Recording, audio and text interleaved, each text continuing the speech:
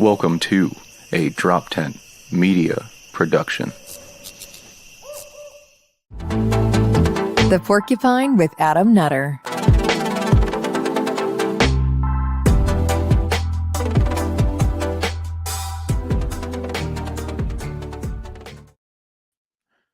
What's up, everyone? Welcome to the Porcupine. I am Adam Nutter, your host. How are you guys? I hope everybody's doing well tonight. Real quick, tonight we're doing the LPPA chair candidate Q&A. So I'm gonna ask some questions. We're gonna field some questions from the fucking chat. We'll see how that goes. Probably chaos. Hopefully, I don't know. It'd be fun. Either way, it's gonna be fun. So we field some questions. I'll ask some questions. They'll ask questions to each other. But we'll get to that in a minute. Real quick, for me, follow me at Adam Nutter on all stuff. Follow the Porcupine, youtube.com/Adam Nutter if you're not already following. Hit the subscribe, hit the like, follow, rate, and review, all that shit. I'm on all audio platforms.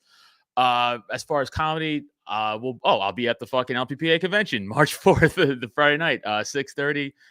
It's me, myself, Neil Wood, and Blaze Gakis is hosting. And then I'll be opening up again for Tom Woods, Dave Smith, like an hour later. Across the street, I think, or I don't even know, it's like attached. So coming out, $20 for those tickets, lppa.org/convention or droptent.com/events. After that, March 12th, back at the Pop-In at Chalfont, Pennsylvania. 2 shows, Robbie Bernstein's headlining for all you out there. So coming out to that show. Again, tickets up on sale right now, droptent.com/events. Robbie Bernstein, 2 shows, 7 and 9:30. And then I'll be up in New Hampshire at the Shell April 30th. Coming out, headlining that room. It's going to be fun. So coming out. And if you guys are so inclined to, buy some fucking merch. Yeah. Buy a Porcupine shirt in white or in black because Mark Bizzacco is like, I can't buy it in white because I'm a fucking disgusting mess and I'll get sauce on it. So here you go, Mark. It's in black. Buy your fucking shirt. And then, of course, Art from Top Lobster himself. You're just obey your local Nutter shirt. Go on out. Get it. All right. Enough fucking pimping myself out. Guys, I'm bringing on everybody now. Introducing first Mr. Rob Cowburn, Mr. John Waldenberger, and Mrs. Kristine Cousler-Womack. What's up, gents and ladies? What's going on, everybody? Hey. How are you guys doing? Thanks for having us. Good. Excellent. How are you guys? Of course. So, of course, the three, as far as we are live right now, people running for chair of LPPA candidate. I look at how I have fucking tits in this shirt, by the way. That's not cool. I just noticed that. It's crazy. I wasn't gonna say anything, Adam. I don't, but I do, right? That's you look like a buxom girl. I just want to show you guys. Join the club, Adam. It's just a shirt. It's just a shirt. I have them all the time in a shirt. I'm gonna zip up. Not crazy. to me. I look like I have boobies. Is this what chicks with big tits feels like? I have to fucking cover up. Yeah. Yeah. I see you looking, you motherfuckers. I don't have tits. It's just I don't know why it's the camera. Whatever. All right. You guys are all running for chair. That's why I'm from your shoulder up right now. Yeah, right. I just gotta move my camera down. So we're gonna go around the room and I'm gonna ask everybody why the fuck you want to do that. So Rob, first up, why do you want to run for chair? Well, I think that I have a particular set of experience and skills that would make me right for the job here. I'm an attorney by trade, so I practice in the rules of procedure, and I think that that's something that we've been lacking at the chair position. I think it's a very misunderstood position. Really, if we're doing the chair position right, it's really like a hall monitor, and none of the credit really should get to go to the chair. The only job that I think that it does is run a smooth and efficient meeting and make sure that the committees are on task. So with what I know about the rules of procedure, I think I can bring those to the Robert's Rules of Order and give us a nice smooth running meeting. Fair. Good job, Rob. John? Yeah, I mean, I do kind of agree with Rob. I think that the role of the chair, should, kind of like help guide things along, but there are times that the chair needs to put their thumb down, especially when we get meetings going for 7 or 8 hours, as they have been the last couple of months. The chair's got to put their foot down and say, hey, guess what? Time to squash this out and let's get actual shit done. And I think I can. I've been able to do that. I've done that, with the last couple counties that I've help chair, and I think I can get that and make that happen. All right. Under the thumb goof. Kristine?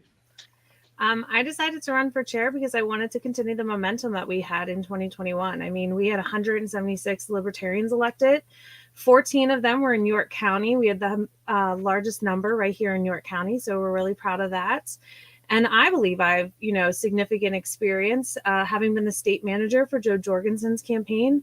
I've proven that I can work with people from all backgrounds to get work done to forward the liberty movement. I am very familiar with Roberts. I've been utilizing it in my life for the last 20 plus years because of stuff I did when I was a teenager. I was running meetings at 15 with Roberts rules. So I think I can do that at 35.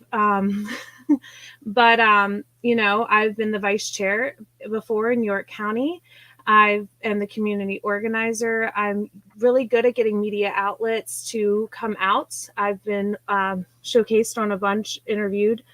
And that's the exposure we need for the party. And to kind of mimic what these guys said, the chair is an administrative role, in my opinion.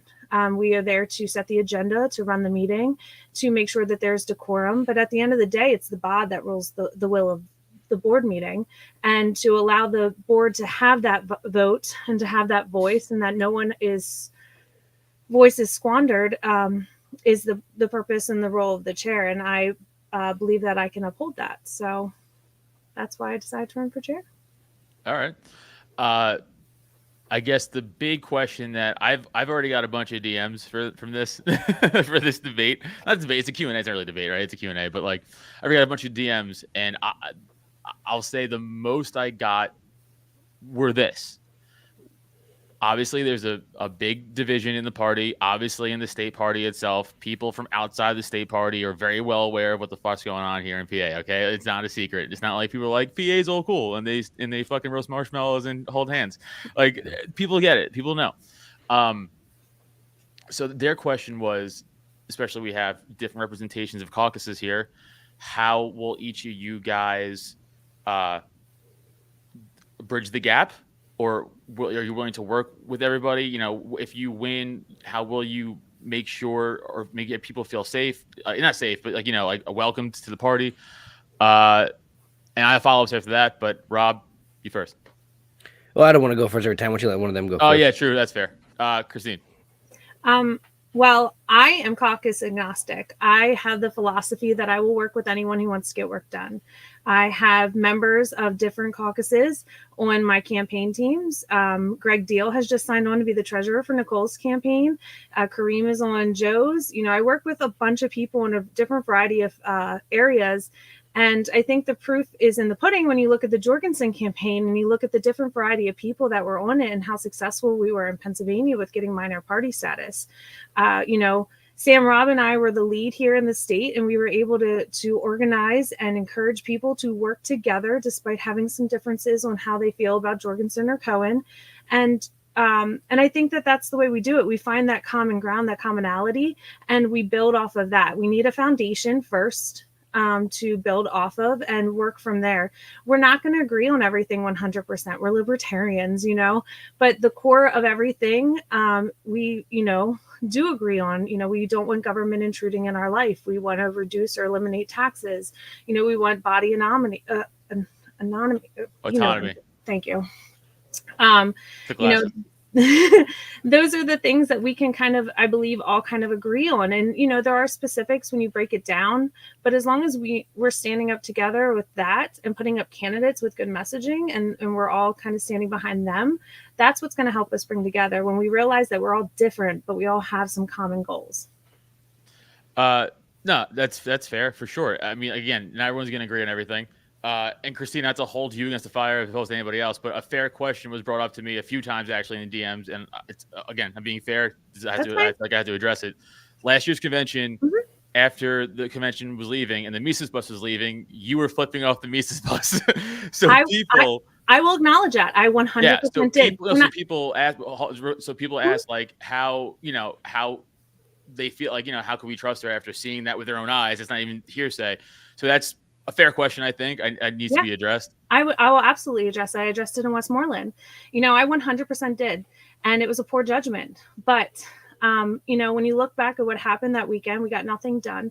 I spent a lot of time and my own money to work on those fundraisers, and people who committed to participate in those fundraisers backed out. And so I was left trying to figure out a way to raise money for the party, despite, you know, 3-4 people of leadership of a certain caucus backing out at the very last minute. And then when I got someone to fulfill that role, Nick Sarwark, I was demonized for utilizing his services and his willingness to help us raise money for the state party. You know, so when I was on the turnpike, I saw something that symbolized something that caused me a lot of strife that weekend. It cost me a lot of my own money. And from the privacy of my own car, instead of going up in someone's face and possibly violating the NAP or what have you, from the privacy of my own car, I did what I do when I see a car that looks like my husband's, ex-husband's. You know, there's no way to know that I didn't like write down the license plate of that bus. It was a tour bus that symbolized something that caused me strife that weekend. And it was a poor judgment call. And I acknowledge that. And you know, if that's what you have for me attacking Mises in the last year, then I acknowledge that, you know, but I work with people every day. There are people who attacked me at convention, and I still voted to include them on committees that I work on, you know, despite our differences. And I think that that's proof that I'm willing to work with anyone who wants to do the work. So yes, at convention, I for sure did it, and it wasn't like a full moon. I know everyone like keeps saying that, but it was like it was that. It wasn't like you know, like a machine gun. it was me frustrated sitting in a car knowing that I'm going to drive 4 hours home after such a chaotic and mentally draining weekend, and I processed and vented in a way that I thought was healthy, because I didn't know who was in that bus and I didn't know if they were even watching. I'm gonna just say it would have been pretty cool if you were like rapid firing. Yeah, if you're like, well, I own up to my mistakes. I'm not perfect. I'm human and I have emotions. So no, I appreciate you answering the question honestly and not avoiding it, at least, and that's honest, and that's all I could ask for. If people, you know, I can't judge people how they take that, but I appreciate the honesty, so that's cool. John, first question I asked Kristine about the what was that question? About the divide, right? Yeah. Yes. I mean, listen, it's politics. You know, we all have different ideas of how we want to do things and how to get it done. And, you know, yeah, there's going to be room for disagreement, and disagreement's healthy. It bridges opportunity and a way for us to, you know, come up with new ideas and better ideas.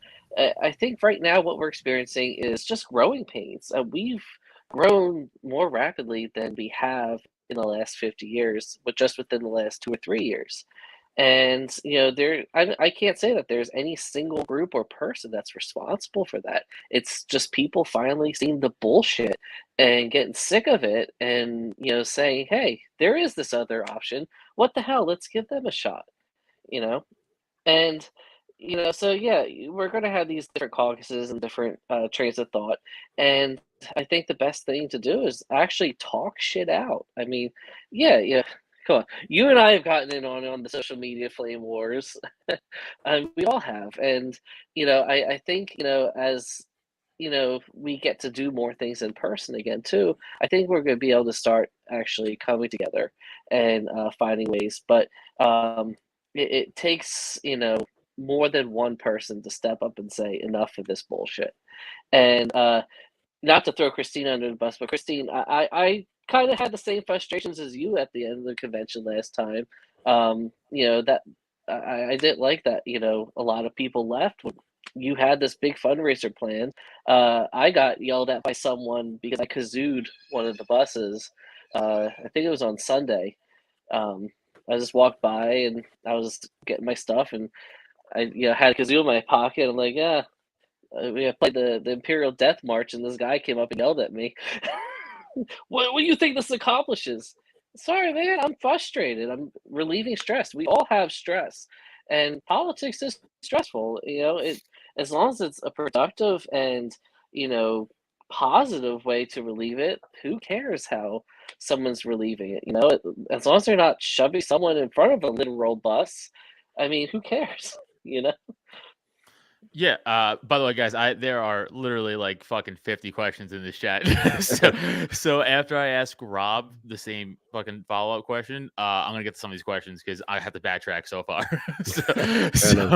so I should, yeah, we're gonna have to might do this in like breaks and stuff. So okay, Rob, same question for you. Right on, right on. Well, I think both Kristine and John bring up some really good points about the ways that unity can go about happening in this. But I've got a plan that I think can help us with these growing pains. Because John, I think you're right. I think it is a lot of these things we're seeing are growing pains. We're taking a step up from JV into trying to be a big leagues in this. People are really looking at us. We've got Kristine, as you said, all of these elections that have just happened, and we've got the eyes are on us. The eyes are on us now to either succeed or fail. And I think that we can, if we get a couple of things right, we can really go forward in the right direction. What I think, the biggest thing that we can do to help foster some teamwork and get some of this animosity out is get as much business out of the state board the state board meetings as we can. Two ways I think that we can do this are: one, heavily focusing on our committees. Our committees are meeting all month long. Kristine is in probably the most productive committee that there is, the membership committee. What they're doing in it, they meet regularly, they get things done, they have their own procedures, and they're working well. I think if we follow this model with a lot of the other committees, we can take a lot of the decisive business out of the board meeting. Because here's what's happening. We're already at, I think it's about 47 counties recognized, somewhere like that, but we have 67 counties. So we have potentially 67 different voices, plus all of our standing committees in the XCOM. If we're debating all of these issues at the state board meetings, we're at 60, 70 people chirping in on every single issue, and we're never going to get anything done. So if we understand our committees and properly delegating to them, and we have them reporting to us every month, and then just at the end of their reports, they give us their ask, and that's all that the board needs to vote on, up or down, is on their asks, then I think that we've accomplished a lot. A lot of the stuff that is on the agenda for the next meeting could be in the committees, and they just make their proposal to us at the next meeting, and we vote up or down.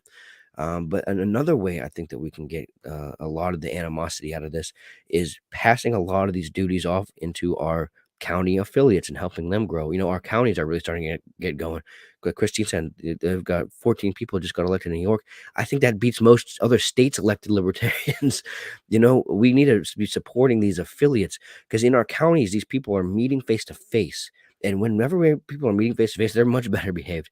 I love when we all get together at the state board meetings where we meet up, because everybody is acting great. Everybody's happy to see each other. We get along great. But these counties are doing that in every meeting.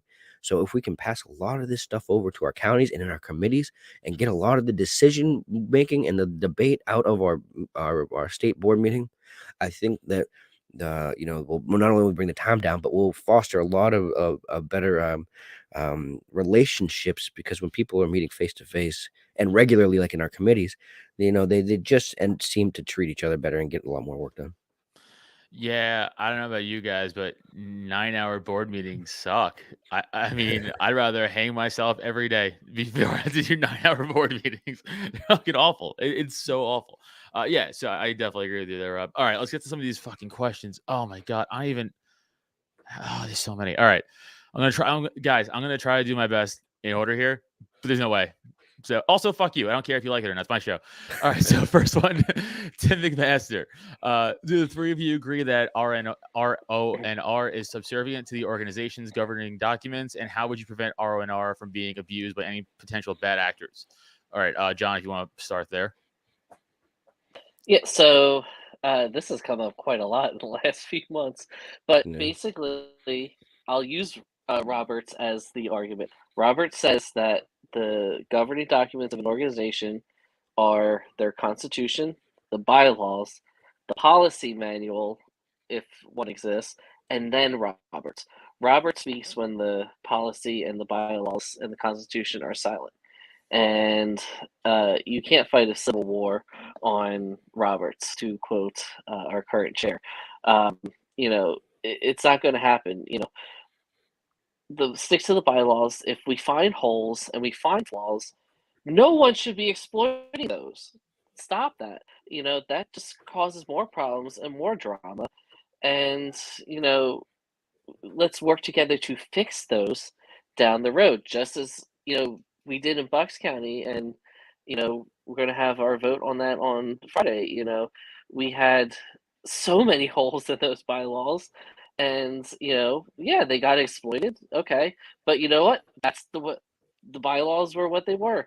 So, now we got a new set of bylaws and they're pretty solid, bulletproof. I like them. I have my personal opinions, but they're on a few things, but that's nitpicking. Let's go with this.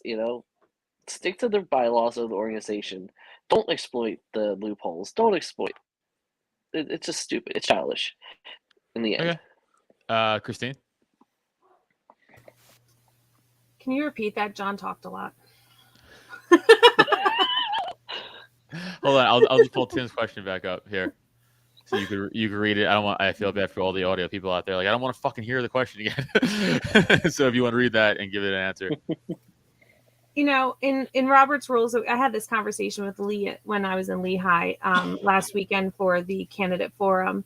Roberts was actually meant to keep a meeting going. It wasn't meant to stonewall. and I think that the best thing that we could do is have some kind of educational weekend where we get together and we do a training on Roberts, and we do a training on other procedural things. We do county support. We do, affiliate county supports. I know Tim's doing some great work in the affiliate support group, but have like an educational, like a resource weekend where people can get knowledgeable on these things, because it's a lot of information to do. I know some people who have been taking the parliamentary like quiz or whatever to get the certification, and they're confused at times because of just how in depth some things get. And some things are left up to interpretations, unfortunately, and some people manipulate those interpretations to rule in their favor, and then they get abused in the meetings. And like what John said, that it's Constitution, bylaws, policy, and then Roberts. And some other people believe it goes other ways, but regardless, we should always be looking at our governing documents initially and first and foremost, because those were put in force by us. This is our organization. We are in charge. And when it comes to meetings and having disruptive people, there is stuff in Roberts regarding discipline and how the chair can address that person and the secretary can note it. And but in the end, it's the board that is held responsible in trying to keep the disruption down, and realizing that we are a professional organization. We are a political party, and we need to present ourselves as such, because Adam G is working on getting these recordings to be publicized on like YouTube and what have you. And once those are done, if and when that passes, that's for everyone to see. So they will see the chaos. They will see the infighting. They will see all the disruption. And that's not going to be good. So it comes down to the board to respect the board, respect the time of each person. And I think when we come to that commonality, that we will see the meeting minutes, the minutes of the meeting, or however you want to say it, the time frame be significantly declined. And I think that that's, how we kind of close that loophole with Roberts. Rob, I feel like you kind of answered this, kind of.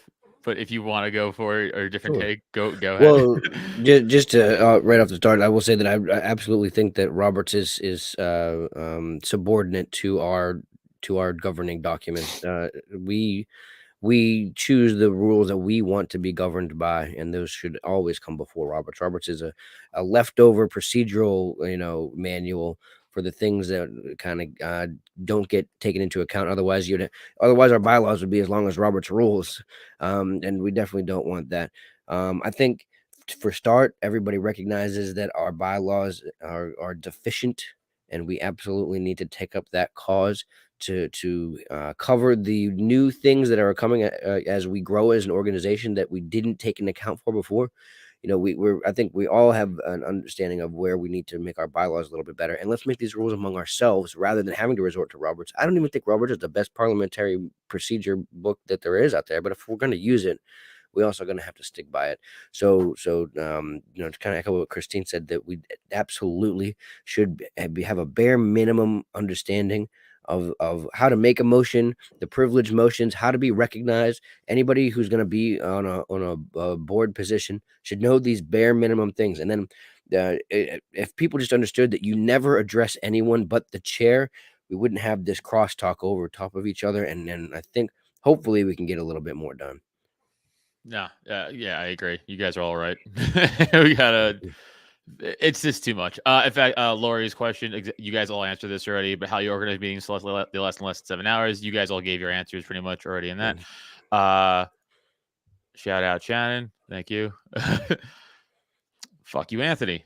Says I can't read. All right. Oh, wait. I passed Neil's question. Neil Bellevue, how do you feel about out-of-staters voting at our convention? Rob, first this time. I don't like it.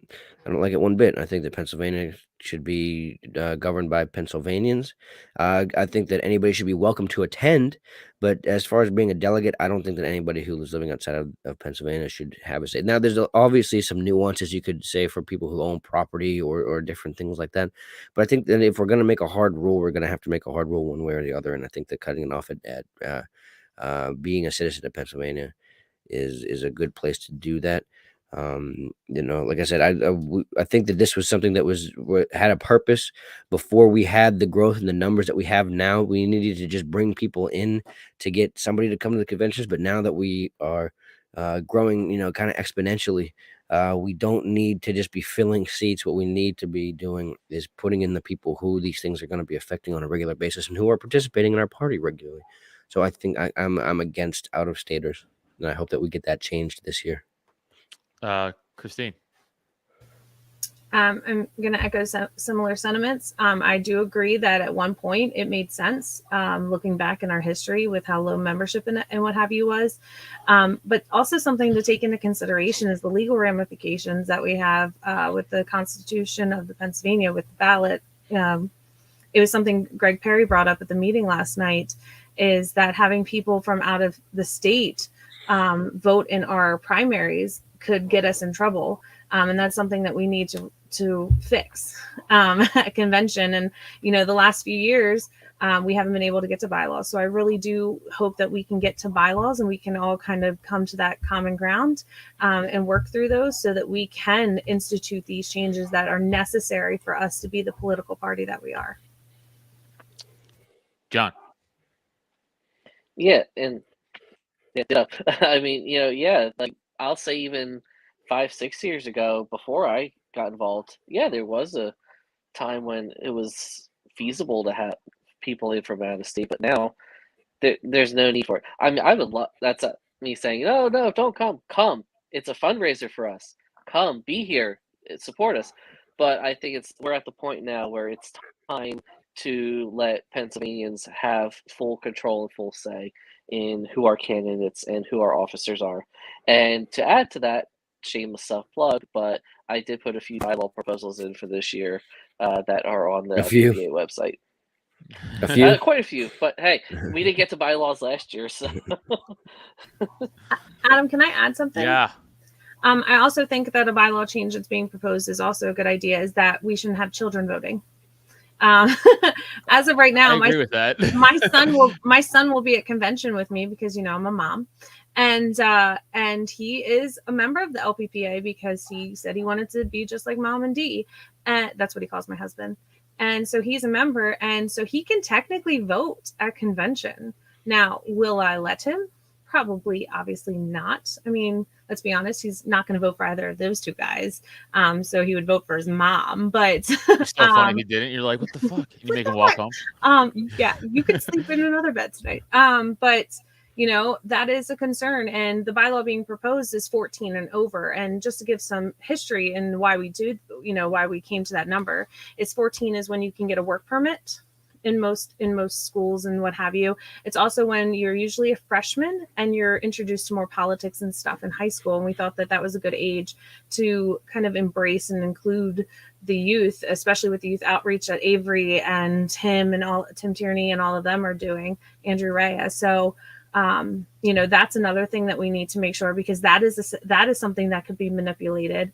I agree. In our system. No, yeah, kids don't have that capacity. Obviously, it's like if they don't throw guns and shit. The My fucking son, kids. my son knows the nat means you're nice to people and don't take their stuff. Yeah, like no, I agree. They can be easily manipulated to vote for whoever the fuck you want them to. Like here, you want candy? Like, oh, that sounds not the good. One. You know what I mean? Here's my van to go with that candy. Yeah, here's my white van. Shut up, get in. I named my daughter Rebel, and she would certainly not vote for me. All right, we got a question here from the young bull David Brady. Can we get each person to endorse the trucker protest in Canada? What do you guys feel about that? And well, I actually don't know too much about it, but I would tend to be probably on the side of the truckers. I don't know as much about it as yeah. If you don't know about it, let's say it. That's fair. Yeah. Don't just make shit up. I mean, or do. I don't care. You're your own person. Honk honk. That's cool. All I'm gonna say. John? I mean, I could go either way. I mean, it's for one, it's Canada, so I I'm more worried about what's happening here in Pennsylvania than Canada, to be honest. So, I mean, it's fair. Whatever. I'm just combing through questions. These are fucking auto. I have no idea. All right, another question. Can I answer from the one young question? David Britt. Yeah. Oh wait. Yeah. Yes. After this, John, can John denounce the actions of Gilletta Jarvis and Will McVeigh, or does he support their actions in their subsequent parties? That's not Pennsylvania, so that's not relevant to this discussion here. Well, I think it would be, considering that our party may be going bankrupt here pretty soon, and somebody may be trying to do a similar thing here. I think it is a bit relevant. I would say it's relevant, even in the spirit of just the party itself. It's still, I think, if you're running for chair, I think it's a relevant topic. Yeah, no. I don't think it's relevant to Pennsylvania. We don't have the same bylaws as those states did, so I can't say, what they did was right or wrong. I mean, it's what happened in their state, and one could argue that there were situations in other states that were just as bad. So, hey, let Delaware and all them do what they do. Let's worry about Pennsylvania here. All right, before I leave this topic, anybody else want to chime in? No? Okay. Jesus Christ. Hold on. Sorry. Encourage you to stop. The one I wanted to address was the Canada angle. Shut up. That's all I have to say. I said before we started recording, I said it looks like you're sending a creepy message as an old man to a young chick on TikTok, like, send me your boobies. Yeah. I like your boobies. Yeah. I'm sorry. I'm not in my privileged position of my normal desk at my office, so I'm at home. All right. We have a question from Counseling Nomad. Beyond bridging the factions, the question is, how will you encourage people to stop voting caucus lines, allow them to vote and speak to their own minds? We'll lead with Kristine this time. Okay. That's a good question. And it's a hard one because, I try and give a voice to everyone when I'm talking to them. I've tried to reach out to people who I've had conflict with over the past and tried to solve that, and they've bailed on me. But, trying to encourage people to vote outside of partisan lines is going to be hard, to be frank, because we see it with the duopoly. They're set in a way that they feel is the right way to do it. And until we show people what our true intentions are and show them that we are willing to work with each other, regardless of any association, whether it be caucus or people, I believe in walking the walk and talking the talk. So, that's something I've strived to do in the last year. I've made some mistakes. I saw Joseph Van Wagner mention that I didn't vote to add Jacob to media relations. You're right. I didn't. I didn't see that comment. So that's it's great. Okay. I had concerns. I had concerns at the time and I was wrong. But we are people who are growing and learning every day. And I think that allowing people, I hate using the idea of a safe space because that makes it sound all weird and collegey, like all of that, snowflake area. But allowing people to feel comfortable with voicing their opinions and using their voice without the idea that a target will be on their back is a goal that I have in trying to encourage people to use that voice. And whether good or bad, sometimes people are going to say something people don't like, but We're the party of individualism, and we need to recognize that, but also find a way to respect that. All right. Who didn't answer? She was first. I was first. Right, you were first. Jesus Christ. I'm sorry. I'm trying to read 40,000 questions ahead of me. And I'm like, I'm doing 18 things at once. Rob. Sure. Well, as a organizer for the Pennsylvania Mises Caucus, I found myself voting by myself a lot of the time last night. I didn't vote on removing Kristine's board vote last night. So I don't think that the issue of voting partisan lines runs as deep as people think that it might. Now, sometimes I think that there's a place for it, and I think, pooling your collective resources together with people who have similar opinions, I don't see nothing wrong with that. That's how the democratic process works. That's how we get things done.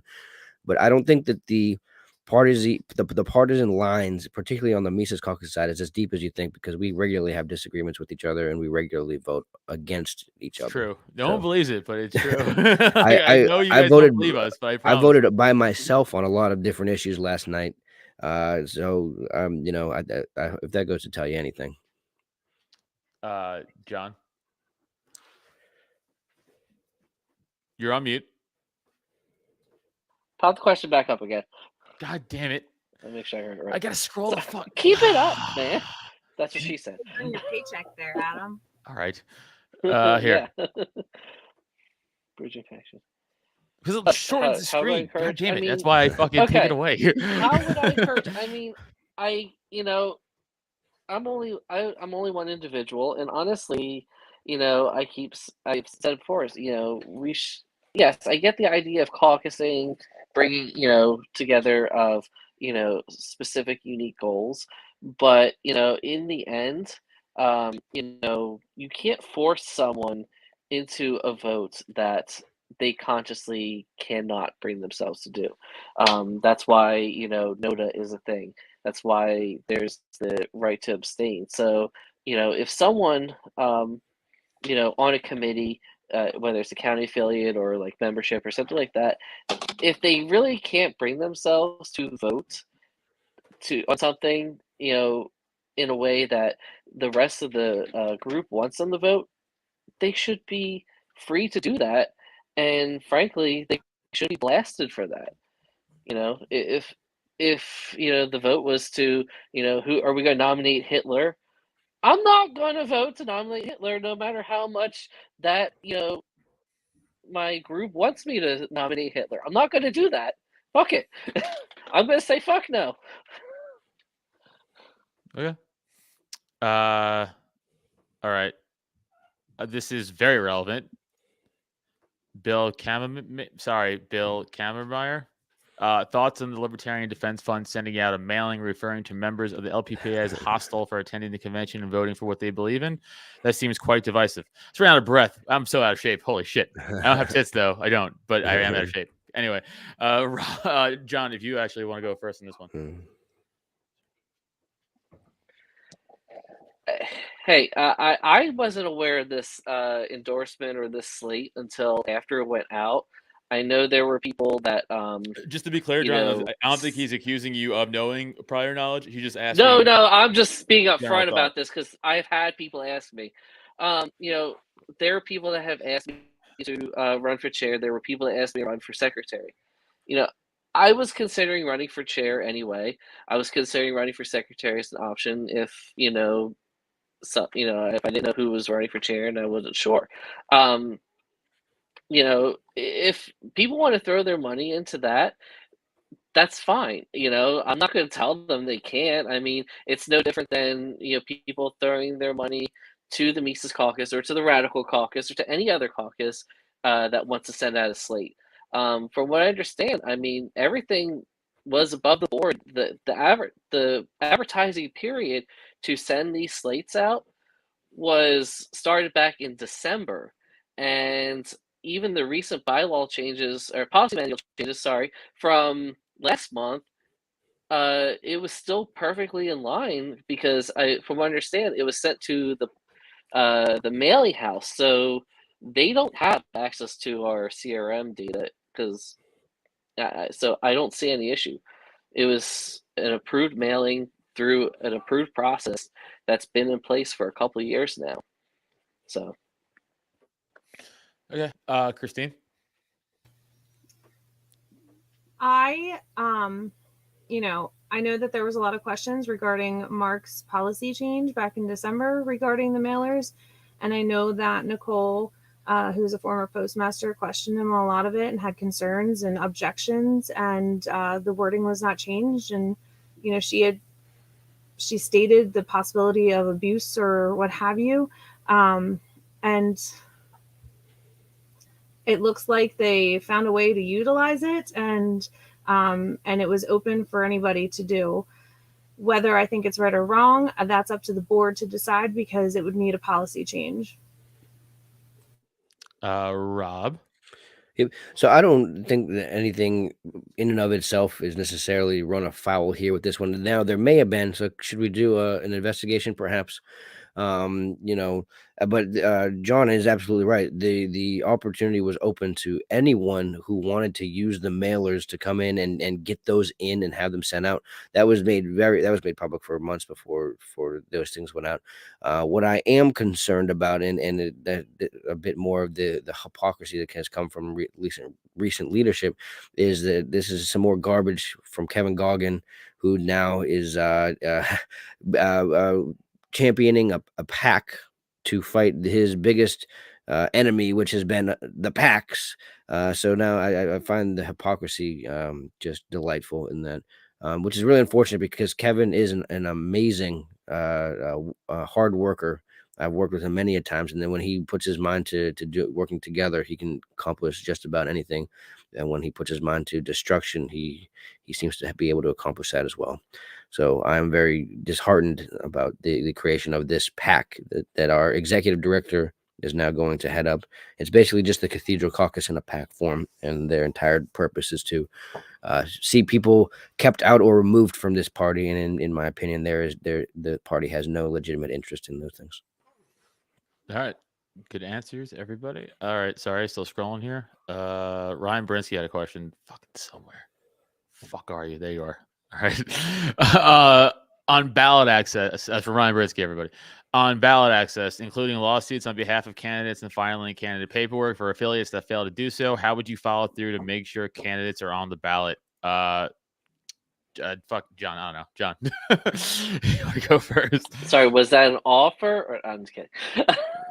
No. Well, I'll do anything for money. So I don't care. For money, sure. Yeah. What I do? I mean, I do whatever the heck we have to do to get candidates on the ballot. If affiliate drops the ball, that's unfortunate. But let's see what we can do to fix it. In the meantime, use it as a learning opportunity for that affiliate too, and just get that candidate on the ballot, because people aren't going to be voting for libertarians if they don't see us out there. And I'm tired of hearing that we only show up every 4 years for the governor or 4 years for the president. We need to keep pushing these local races and do what we got to do. All right, Rob. So I actually worked hand in hand with Dr. Moulton last year during the Moulton Maneuver on all of the challenges to candidates on the Moulton Maneuver. So I had got quite a bit of experience with this last year.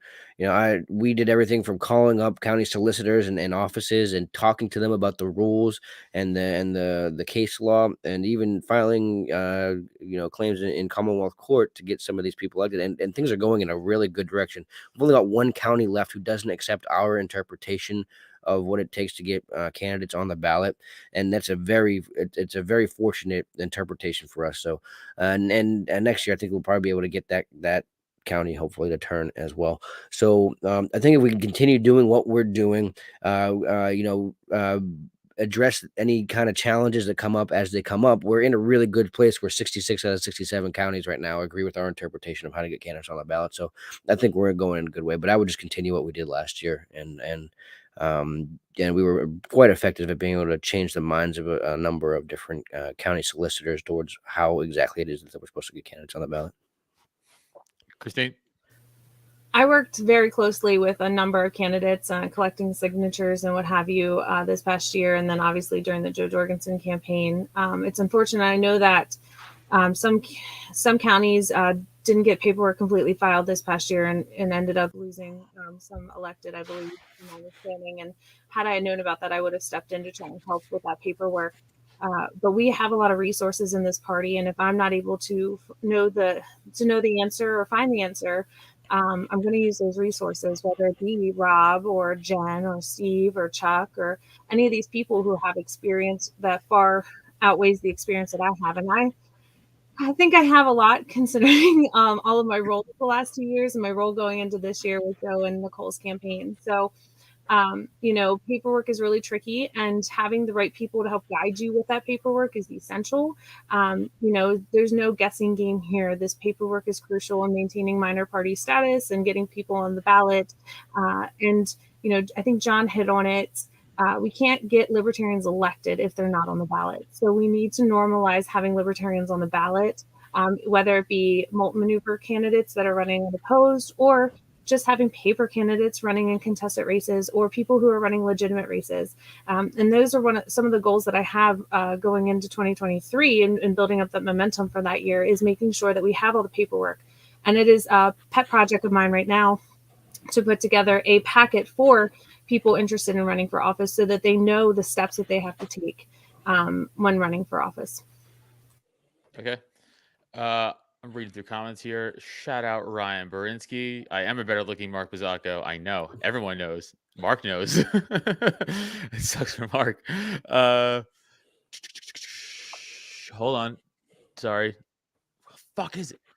God damn it. I'll find it. I believe in you, Adam. I'll find it. I don't, but I still think you'll get it, I guess. No, I'll find it. Hold on. I'll find it. That's what she said. Okay. You'll find it when you find your humor. I'm sorry. God damn, you guys are fucking rough. When you guys hammer the same jokes. Joseph Van Wagner asks, to all the candidates, you support the efforts on Don't Tread on Philly? And John, why did you bash the efforts of Don't Tread on Philly? Coming from Joseph Van Wagner. So John, I guess you can answer. Well, yeah, okay, you can answer first because it's also kind of directed at you at the end, and then we'll go to Rob and Kristine.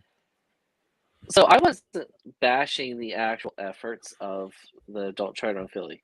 What I try to convey to them, and what I've been trying to convey to a lot of these affiliates, a lot of these caucus groups, is that putting this Holocaust imagery in this comparison, yes, it may work for some people, but in the end, it's bullshit. It's not the same. It's nowhere near close to the same. And I just don't know what it's going to take to convince people that, in the end, it's not a good idea. It's not a good look for us.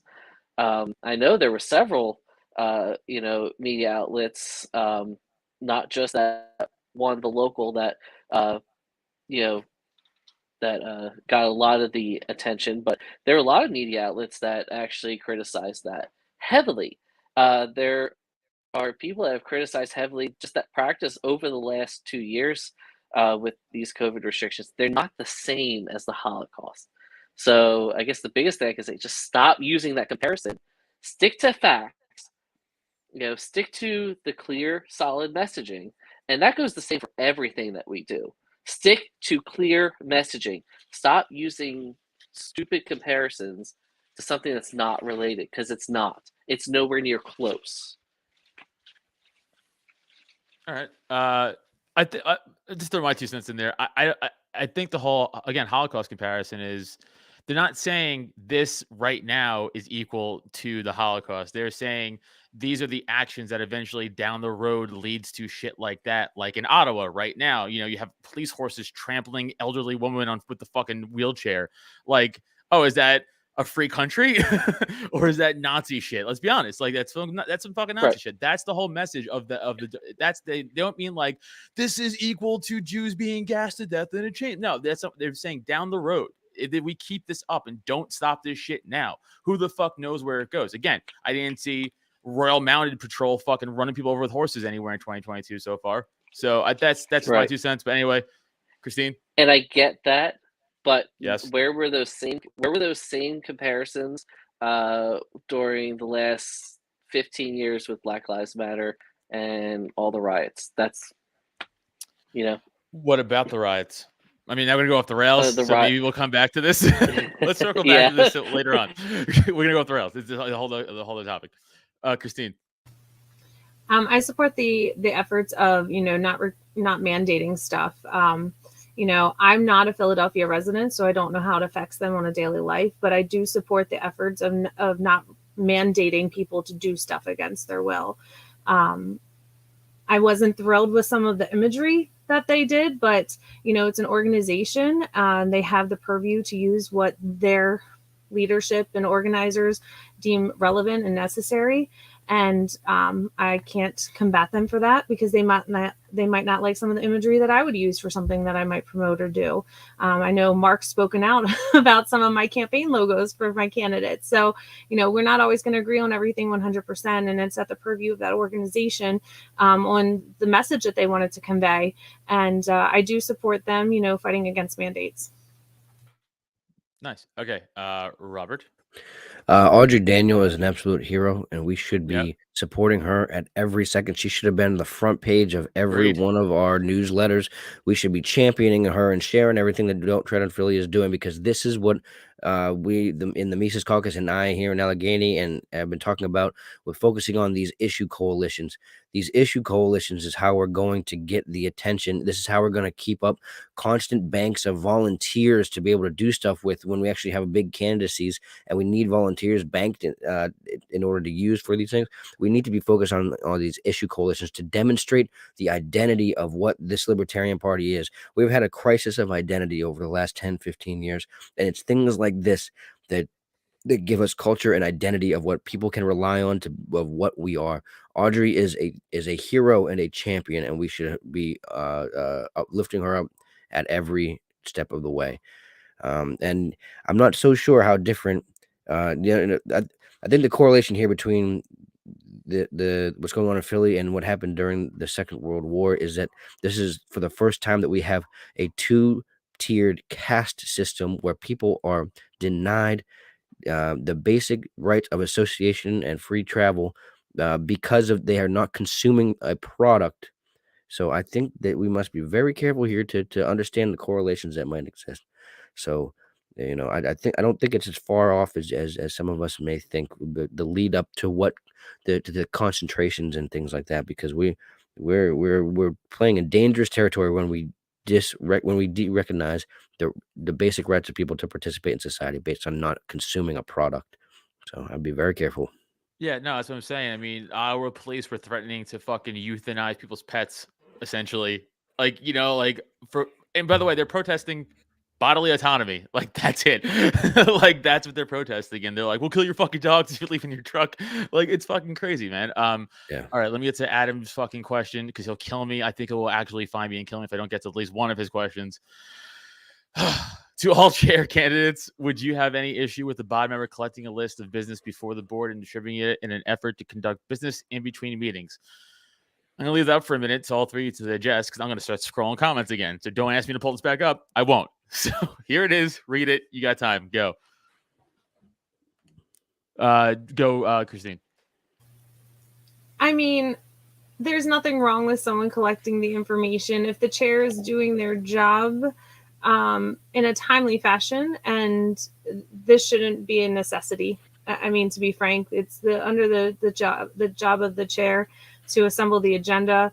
Everyone has the ability to have been attended the last meeting, to know what business didn't get to, if any, and to know what business will be an old business. I think some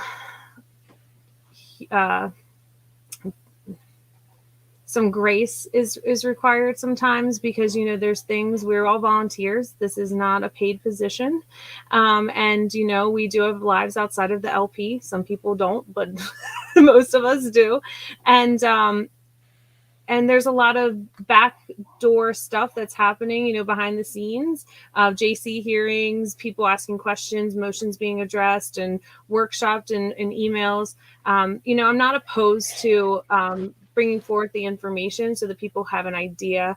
I do think it's a little over the line to necessarily make an agenda. I know, Adam, you're not going to like that, and I apologize. But I don't think there's anything wrong with bringing forward the business that wasn't attended to at the last meeting and kind of going over what may be addressed at the next meeting. All right. John? Yeah, I mean, honestly, I think that sounds like something that the secretary should be doing to assist the chair with compiling the agenda. I believe even Roberts covers that as a duty for the secretary. I don't think that it should be any, specific board members doing that. I get the intent behind it, and I think it's great, to try and make sure things are going on. But maybe instead of trying to compile an alternate agenda to the chair, because the chair is a busy person. We're all busy people. We're all volunteers. We own businesses. We work. We have families, and life gets in the way. We need to all be, gracious and understanding of each other, just like Kristine said. We have to respect that we all have boundaries, and just understand and work together. If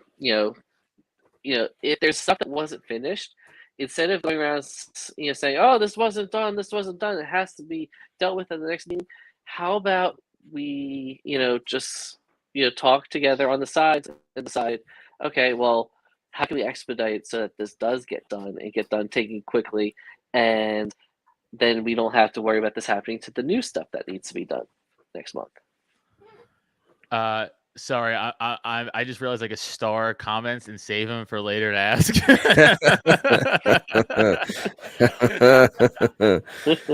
Well, we live and learn, huh? Hey, we learn something new every day, right? Yeah, right. I'm so fucking Question, Adam, how many podcasts have you had before this? Kristine's off their show. I'm kicking her off the show.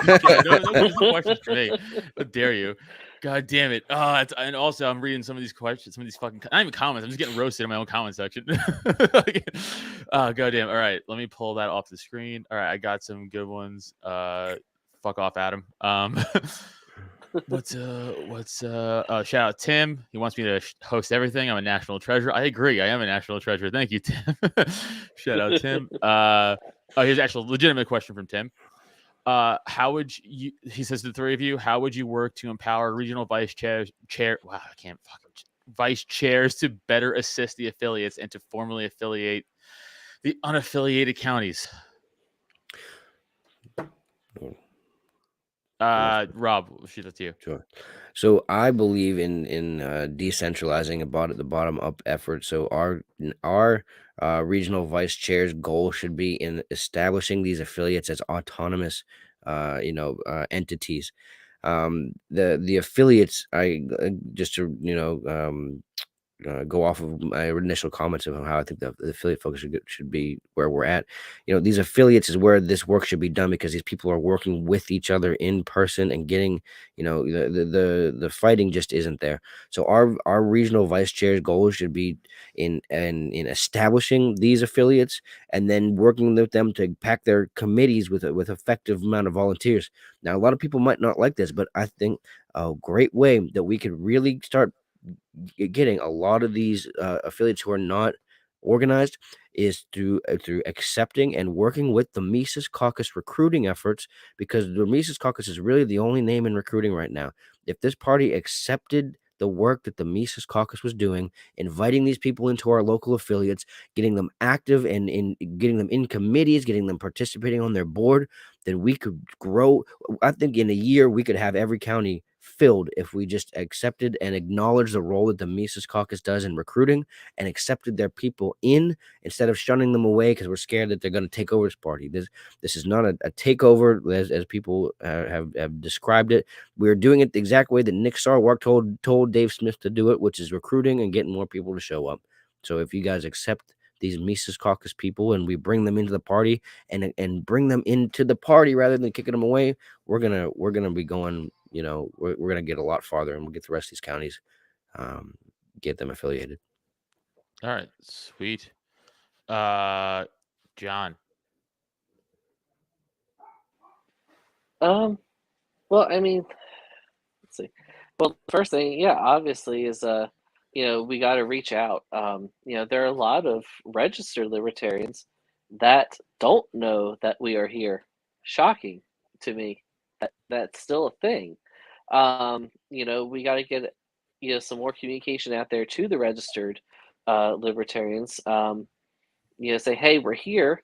Sorry, one of my kids is and yeah, I mean, if I guess I'll pile on what Rob said. If the strategy that the Mises Caucus is using is so effective, I want to know why the heck it hasn't been brought forward, and presented so that the state board can actually use it.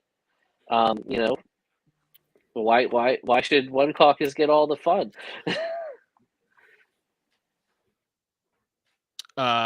Kristine. I think the best way to empower the vice chairs is to give them the resources they need. Literature examples to present to the counties to do community outreach, helping them to find outreach opportunities, whether it be carnivals, street fairs, parades, things of that nature. Having boots on the ground and showing people who we are and what we stand for is how we're going to recruit people into the party and grow these affiliates. We saw it with Lebanon County last year. Sam and Lindsay and Mike did great work in establishing the affiliate. And then with their work with Tim's campaign, that's how they helped to grow it. They were out doing cleanups, and they were out door-to-door knocking, and they were reaching out to the registered libertarians. And, that's one reason why I endorsed Tim for the Central Vice since he announced today, because he is literally the poster child of what a vice chair should do, in my opinion. He attends Lancaster meetings and Lebanon meetings. I know he's done Burke stuff before. He's literally working on a sister affiliate program to get York connected with Bradford. These are the resources that we need to have. These are the resources that I was planning to present at convention during community outreach as a way to help these affiliates grow. And I think that providing this stuff to the vice chair so that they can go out and then give it to their county affiliates and help them grow is what's going to make sure that we get the rest of these counties affiliated, and not just regional committees. I'm talking about each individual county having a representation in the board in some way, shape, or form, whether it be individual counties, or I know there's a bylaw regarding regional reps, whatever capacity it is. My goal is to see 67 counties have a representation, have a county affiliate. And that's by giving literature and ideas and working together. And when a vice chair is not present to be able to be at a meeting or an activity, that's where I, as chair, would step in and support them and help them in making sure that activity is covered to my best ability. All right. Rob, did I ask you? No, right? Yeah, I went first. Did everybody go? I'm losing fucking track. God damn it. All right. Fuck. Sorry. I'll get it. Okay. Let's go back. Here's a quick one, kind of. Who is your favorite libertarian philosopher / thinker? Kristine. Murray Rothbard. Nope. I know, Rob. I knew you were as well saving you for last, because it'd be that, and then we can move on. So, Rob, Murray Rothbard. Okay, Kristine. I'll be frank. I don't really have one. I look at everyone's different philosophies, and they kind of help me to build my own. So there's a lot of people that I've have influenced the way that I think and feel, but there is not one person that stands up and that are throwing a throne or anything like that. There's multiple people that have helped guide me to be the person that I am today with my libertarian views. Okay, John. Yeah, I'd say the same. I mean, there are a lot of things from Mises that I like as far as economics. There are a lot of things that Milton Friedman said that I like. But in general, I think the things that pulled me into libertarianism were more not so much the financial, but the other philosophical things, and things from people that might not be considered libertarians, like Martin Luther King, Malcolm X. A lot of the big heavy hitters in the freedom movement. I think they were the ones that influenced me the most towards, libertarianism, and I kind of lean and rely on them more than anything. Adam, can I name a name? Apparently, I'm giving politician answers, and I'm still again. By the way, for everybody in the I am very sorry. I cannot keep the fuck up. No, you're fine. I mean, the person who gave me my stepping stones into libertarianism was Ron Paul. So I mean, that's the first person who influenced me. I don't put him on a throne. He's not on a throne. But I No definitely do fangirl. acknowledge that his views on some liberty-minded things is what introduced me into libertarianism. But it's really the activists that really kept me and helped me grow my own philosophies. So, I mean, if you want to name, Ron Paul is who introduced me and got me started. When you understand the strain of Austrian economics and libertarian thought of Murray Rothbard, you can never look back. If you need any further evidence, please read two books. Anatomy of the State, which is just a pamphlet. You can read that in about a half an hour. And if you really want to know, if you really want the hard stuff, you go to what's his treatise on it, For a New Liberty. For a New Liberty will give you every piece of information that you ever need to know. Once you understand Murray Rothbard's strain of this stuff, man, you can never look back. Nice. No, that's a good answer for everybody. I have to address something by somebody real quick. Sasha Cohen, question for all three candidates. Do you think it's appropriate to host a comedian who uses homophobic and ableist slurs against other members of the LPPA as a convention speaker or performer? I think we should kick this one to Adam. And I think, listen, that's fair. That's fair asking. To Sasha, I say, suck my dick, you fucking loser. Eat my asshole, dude. I don't give a fuck what you think. I don't respect you. So, yeah, I'll talk to you wherever I want. I'll talk to you like that because you're I'll dog walk you on this fucking platform. Thanks for tuning in, you fucking dummy. You fucking asshole. Like, eat my shit. I don't give a fuck, Sasha. Thanks for tuning in and giving me views, you fucking idiot. Anyway, guys, sorry. I had to fucking treat some clown real quick.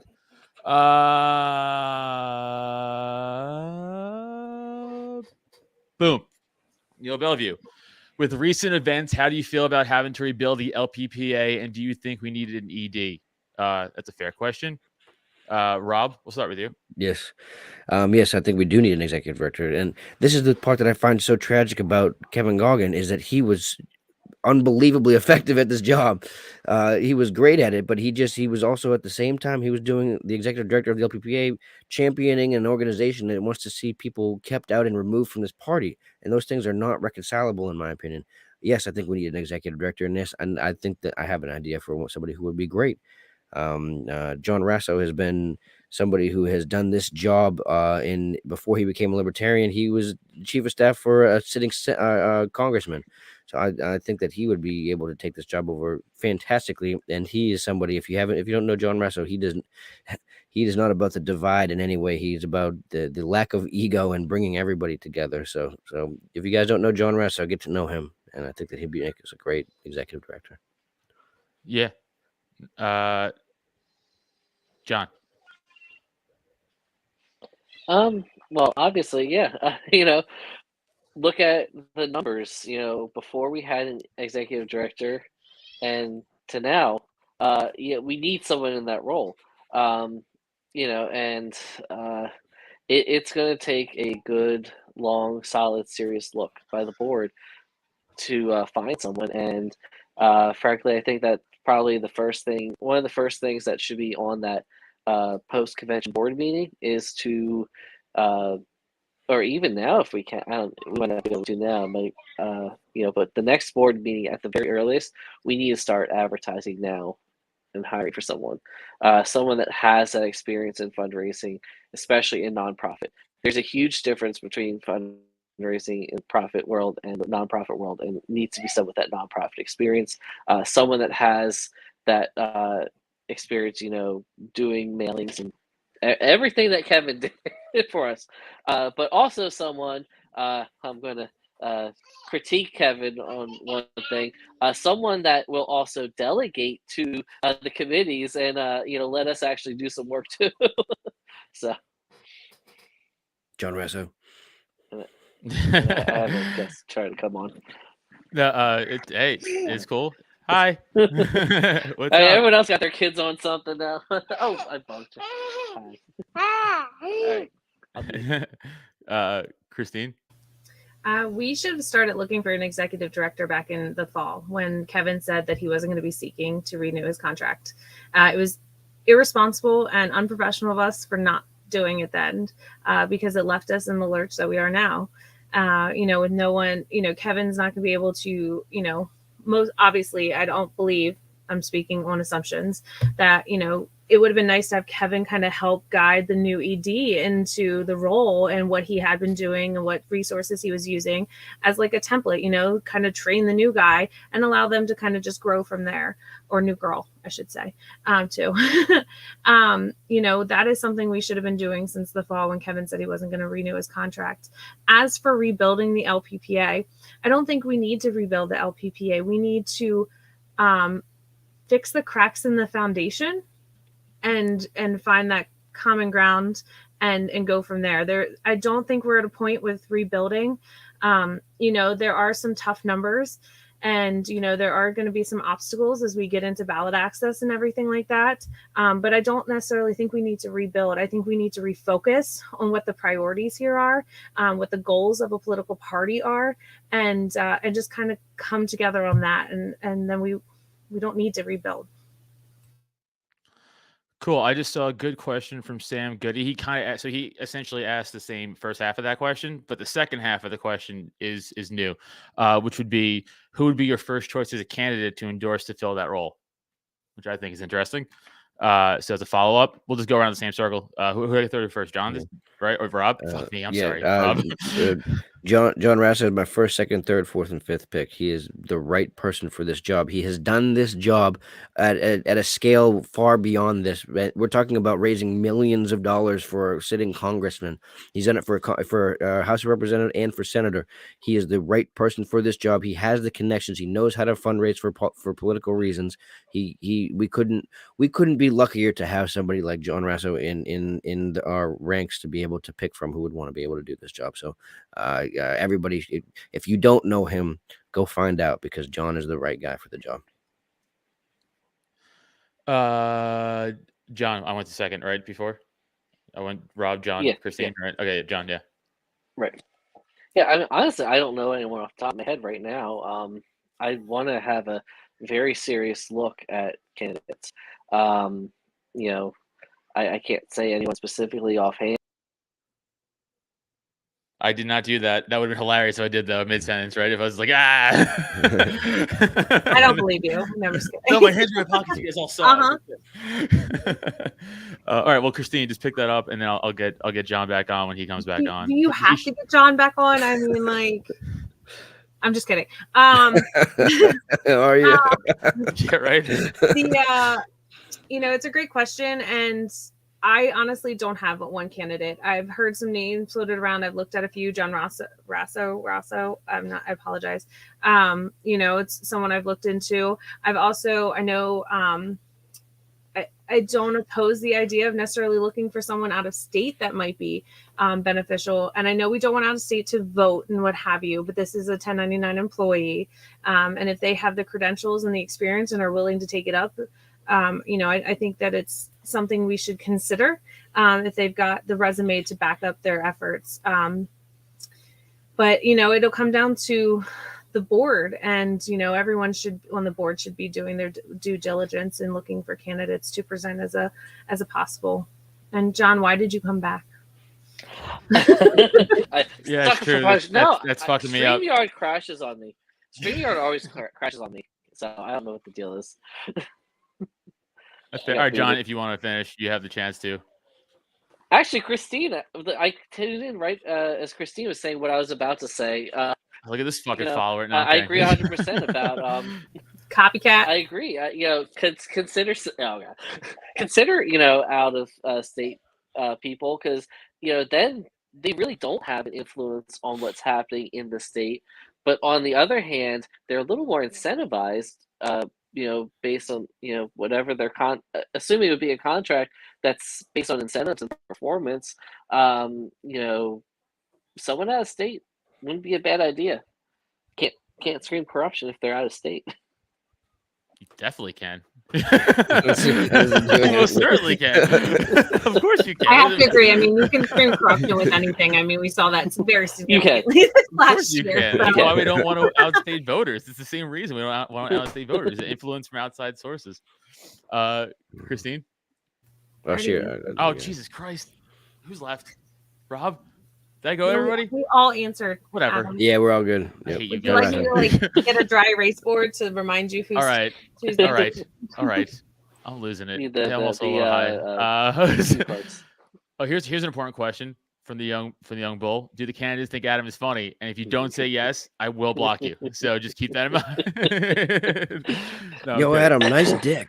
Thanks, bud. Rob wins. Rob gets my vote. You know, Adam, funny story. I That's, was hold on. I When you think we lead were something, doing a hold on, show- John. This is some from a comic tip. If you lead a story or a joke with really funny, story, it better yeah. be the funniest fucking thing I've heard, motherfucker. Oh, So yeah. Well, pressure. you Setting it up that it's not going to be funny whatsoever. So pressure go. I So, guarantee it's not going All to be. right, you were doing it was one of the nights that you're doing the pop in, the show at the pop in, Henry and was there. all it said on the board Oh, okay. was all it said on the board was comedy show, and I had a black Sharpie. I was going to go up and change the sign with quotes around comedy show. Would you, Joel Getz, and Tim McMaster get together and go like, "What hack jokes can we call Adam tonight?" Jesus Christ! No, but see, I actually live in the area, so I can find any way to. It's true. You could Adam, vandalize. your stand up is why I now do hallucinogens at children's birthdays. Thanks, man. They suck, right? Not anymore. Yeah. No, not anymore. Fucking great. Not anymore. You could find that great humor at the LPPA convention. So coming 2 weeks. All right. All right. Here's one from Platt. I love the name. Here's a good question. Why does the LPPA not have a sergeant at arms? We'll start with Kristine. I actually tried to recruit Greg Deal to be the sergeant of arms last year. So Greg would be great. Yeah, he's I've a known giant Greg- pussy, though, and he can't say anything because he ain't here. I've known Greg for over 20 years. He and I go back to our days as teenagers. And, you know, I thought it is something we should have. It's unfortunate because we are supposed to be a professional political body, you know, but with the current culture, until we can find common ground, you know, it might be something that's a necessity. Now, who that is, it may be needed as an Adam Nutter. No, Why? not Adam Nutter. No. Sorry, Adam. No offense. Dude, Adam would make the perfect sergeant at arms. Everybody loves him. Like all of these idiots. Everyone loves to been laugh great. at him, not with Yeah. Don't say Yeah, that. but Don't say that. what we, Don't say that's that. what we need out of a sergeant at Well, I arms. said Is what I Now that somebody you said. put it that way, Kristine, I think. That's what we need out of a sergeant at arms. Is somebody everybody can talk to and just like lighten up a little bit. Adam would make the perfect sergeant at arms. Shut up, See, Greg. Greg's there. No. And if it gets down to it, you know, I could be like, don't hit me. I had brain trauma. You know what I'm saying? Yeah, that way too. Do we all answer that? Or John, I didn't. Or did no one else answer that about Kristine? Holy shit. It was just Mine is Kristine. the It real was one. all That free was for all. pretty much my We just answer. free for all. I honestly, Okay. that was honestly fine. think So Adam we should- all would we make a all great kind of sergeant we all at kind of agree with that. That's fine. Yeah.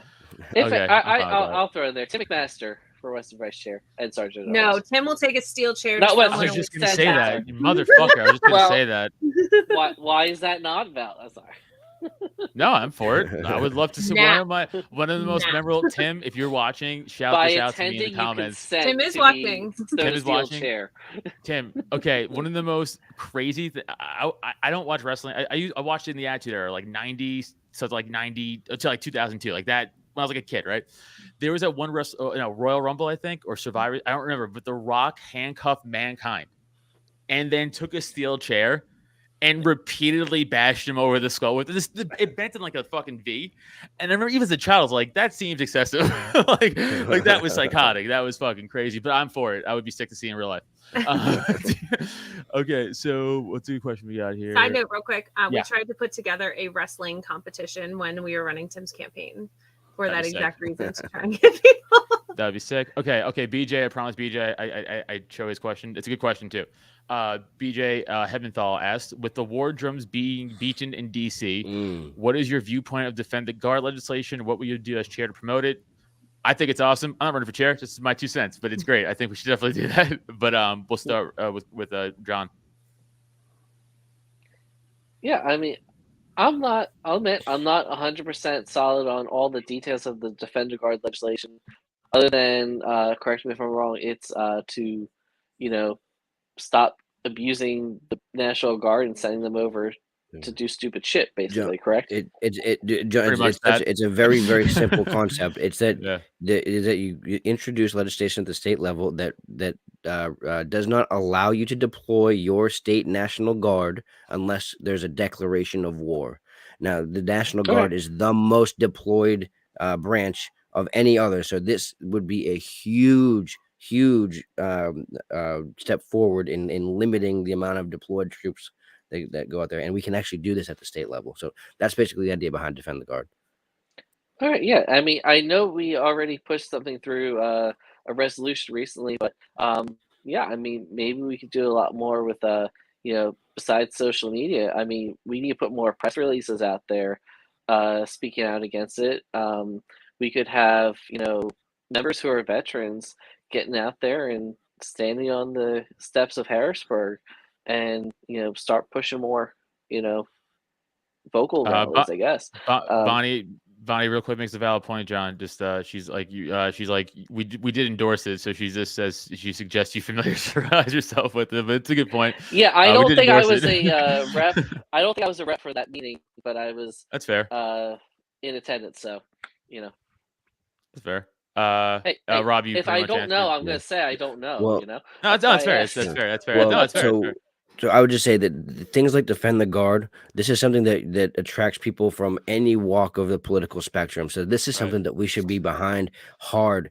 I mean, I think that finally pulling out of Afghanistan and it not and Afghanistan not just exploding to show to everybody, hey, we can do this. We can actually roll back our foreign policy in a meaningful way. So I think that we are primed right now to be able to use this kind of goodwill that we're built up and pull from all sides and people knock on the door and they hear about you're promoting a candidate. They kind of, some people will hear you, some people won't, but you tell them about the Defend the Guard and everyone is going to get excited. And this is a name we can attach a lot of goodwill to the Libertarian Party name. We need to get behind Absolutely. Defend the Guard. And then a lot of ideas like this, this is what we should be working hard in between our campaigns. Yeah, I don't think anybody's for the continuation of bombing. I've been anti-war since the day after 9/11, so I'm all for it.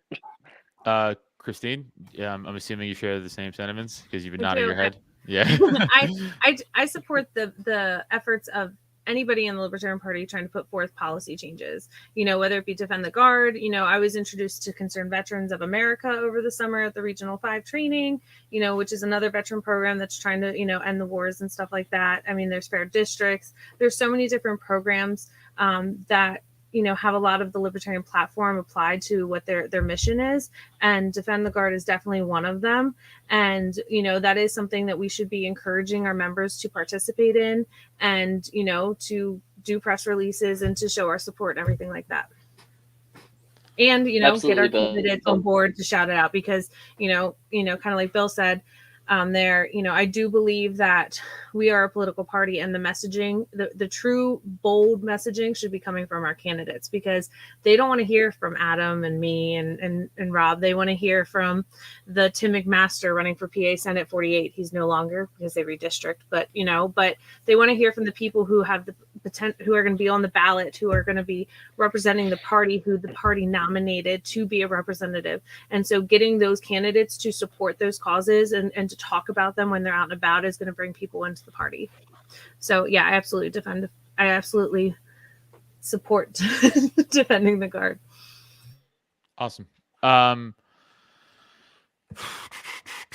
Jesus Christ. Okay. Let's get to some of these. And to answer Bonnie's question, I do mean that. If people want to support the Philadelphia Freedom Coalition and the Don't Tread on Philly, that's absolutely something that we should be encouraging them to support and do. It's stopping mandates. Yeah, for sure. I'm going to answer Bill's question. Hold on, wait. Yeah, Letter is great despite how often I rib him. I'm very much looking forward to heckling him at convention. Tim, do not heckle me, please. It ruins the show. Everybody, do not heckle. I understand. It's like, oh, we joke about the chats. He actually told me he was bringing tomatoes. He actually told me he was not bring goat cheese bring goat cheese, but for me to consume. Don't throw it. Don't throw it. All right. We had a bunch of fucking questions. Oh yeah, they talk about the Delaware convention coming up. Dave Casey's watching. Dave, wait not to get me fucking booked for the convention, you fucking piece of shit friend. But that's neither here nor there. Just we're now no longer friends. Michael Mastrocola asked, for all the candidates, what separates you from the other candidates to get the job done? I'll work with the Mises Caucus. All right, Rob. Is that your answer? Okay. Kristine? I will work with anybody from any PAC, coalition, caucus, anything like that. Anybody who wants to get the work done, I will work with, because I judge someone based on who they are and the work that they put forth, and that they live up to their word and not by their associations. John? Yeah, I mean, as long as you're not being an abusive jerk towards me, I'll work with anyone. As long as you want to get the work done, let's get the work done. Okay. Okay. Sam Goody asks, what ideas and plans do you have, i.e. workshops, training, education, etc., to help assist the local affiliates in PA to ensure they have the necessary tools available to continue growth and success? Rob? So this kind of goes along with what I was saying about we need to get a lot of the business outside of the state party. Our committees should really be kind of advisory boards. Unless we're talking about statewide candidates or things that the state party actually is handling themselves, our committee should be focused on building the local affiliate committees and getting them the information that they need. So things like the Moulton maneuver, we have got to move that out of the state party and start training the local affiliates on how to do this stuff. Not only does it give them some activity to start doing, to start pulling some volunteers and stuff, it starts making them the face when they meet these people and they're introducing themselves to these candidates and going out and door knocking and things like that. So if we train our local affiliates on these things, such as the Moulton maneuver, one, we can have a bigger reach. So the state party isn't just a couple of people doing this over and over and over again for each county, looking at the available offices. We train our local affiliates how to go and look in their own, and then we have hundreds of people looking for these things in their own areas, and we could probably identify some more races than we did last time. We didn't do things like judge of elections and inspector of elections and things like that because we were only focusing on a couple of different things. But if we bump this off into our local affiliates, we can be doing a lot more quicker and get a lot more people in. I think we probably have over 200-300 people elected next time if we start training our local affiliates how to do this stuff rather than just a couple of people at the state level doing it. John? I actually bounce off what you just said, Rob. So one of the reasons we didn't do the judge of election and the election positions this year was mostly for time and money. Money was short. That's this what I'm year. saying. I mean, that's what I'm saying. 2020 was a hard year, but we did say to the counties, if you want to do this, do it, and we'll help you with it. None of the counties really stepped up, to my knowledge. We had a few people that did write-ins. I mean, I was an inspector of election for re-election this year. There were a lot of people. I believe Michael Heiss got majority inspector through a write-in, but that a lot of that was on the counties themselves. And yes, but John, that's exactly what I mean. The state never said no. They said, if you want to do it, we are here for you. And I think only maybe 3 counties, to my knowledge, actually even took advantage of that. Yeah, but John, that's my entire point, is we shouldn't be saying until the county. It's like if a new person comes to your meeting and you say, let us know what you want to do, come on by and then you let us know what you want to do. And if you know, we have to reach out to them and say, hey, we got this here for you. Let's train you on it. Let's get you going. That's what I think. That's that our the committee, bottom down, though. We're not going to say to the county affiliates that they have to do it. Yeah. As the county that had the most elected libertarians. All right. Actually, I've said it earlier and I'll say it again. I really believe. I was going to do it at convention. I was going to speak on the different resources and the different things to provide to counties. Now my husband is doing it, but to provide them with literature suggestions, things to kind of go off of. We mimicked ours from Lancaster, and Lancaster, Lebanon, and York really just have this like vibe together that we all kind of like work together and mimic stuff, and we share resources. And I think that that's the key, is sharing the resources. And I mentioned an educational weekend where we do a Roberts and other county affiliate stuff to help them. But also something in York that we did is we took it upon ourselves before the primary results were in to look at the races that were who had people running on the ballot, who were, that had nothing running. And we actually started reaching out to people in the York area, started with our current, affiliate, and then reached out to to try and fill those seats, whether it be, mayor or inspector of elections. That's something we did in York. And that's something that I wanted to bring forward to the whole state, is giving them those resources and ability and websites and what have you to find that information so that they can do that preemptive work, so that they can, to secure as many positions as possible. Because not only are there a bunch that are running no one, but there's a lot that are running unopposed. And, we can see great success in that by encouraging people to run there. I did a write-in vote here in Dallastown, and I got 75 votes. And you see how long my last name is.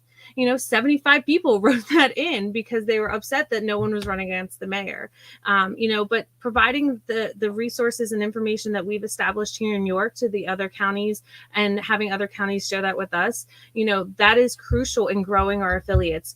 And, it's going to be information from all sorts of areas, whether it's Misi's recruiting, whether it's Kevin with fundraising, whatever it is. There's people that have different skill sets, and it's best that we utilize those skill sets so that we can improve the party and the county affiliates. All right, let's move on to I know, Kristine, you gotta leave in like 10 minutes. Rob and John, we can keep going, it doesn't matter. Kristine, I know you got another podcast to do. Sorry. No, it's okay. You're just gonna, when you leave, people are gonna be like, oh, she bailed. Yeah, just be prepared for that. Yeah, I was talking to Brian Lambrick, and he was telling me that I should go on all these podcasts and everything. So I was setting myself up. So no, I get it. That's my life, podcasting, fucking going to dumb shows I don't give a shit about. All right. Kyle asked, would all three candidates be willing to work with the elected chair if they lost? Kyle Matovic, go check out his podcast, by the way. He has a great podcast. Absolutely, go watch it. Oh yeah, you were on it. We'll start with John on this one. Well, yeah, I mean, it's going to be what it is. So, I think Kristine and I think we already have a really great working relationship. Rob, you and I haven't worked a lot together, but, I'd love to see that happen and change. Granted too, bad plug, I'm also running for secretary. So obviously I have to work with someone different podcast, if that didn't John. work out.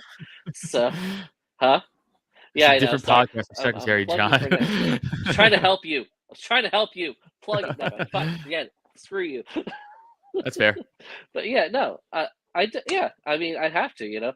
Granted, I don't know as far as board, but we'll see. What the party direction the party wants to go to. Kristine, real quick. Bill wants to know what podcast are you going over to? The Political Deep Dive with David Valente. There you go, Bill. All right. Kristine.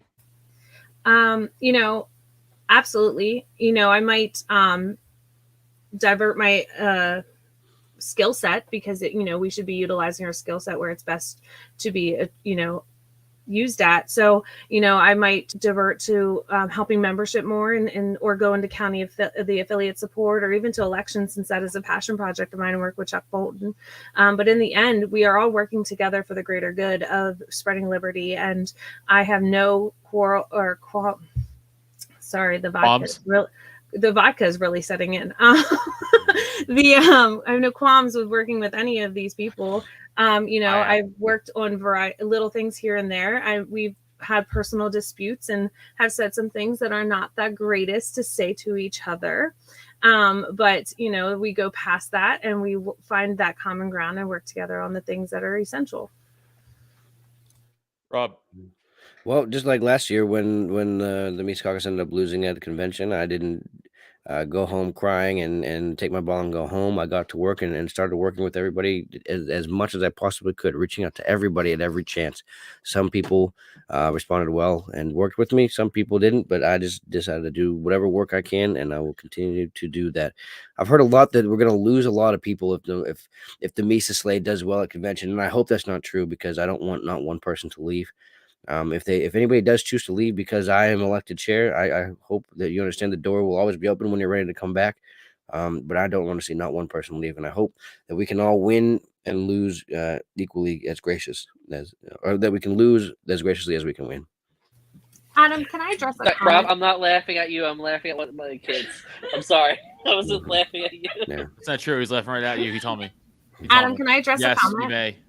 There are some people who don't like David Valente, but, I said that I want to work with all people. And I was on Kyle's show. I'm on your show. I'm on David's show.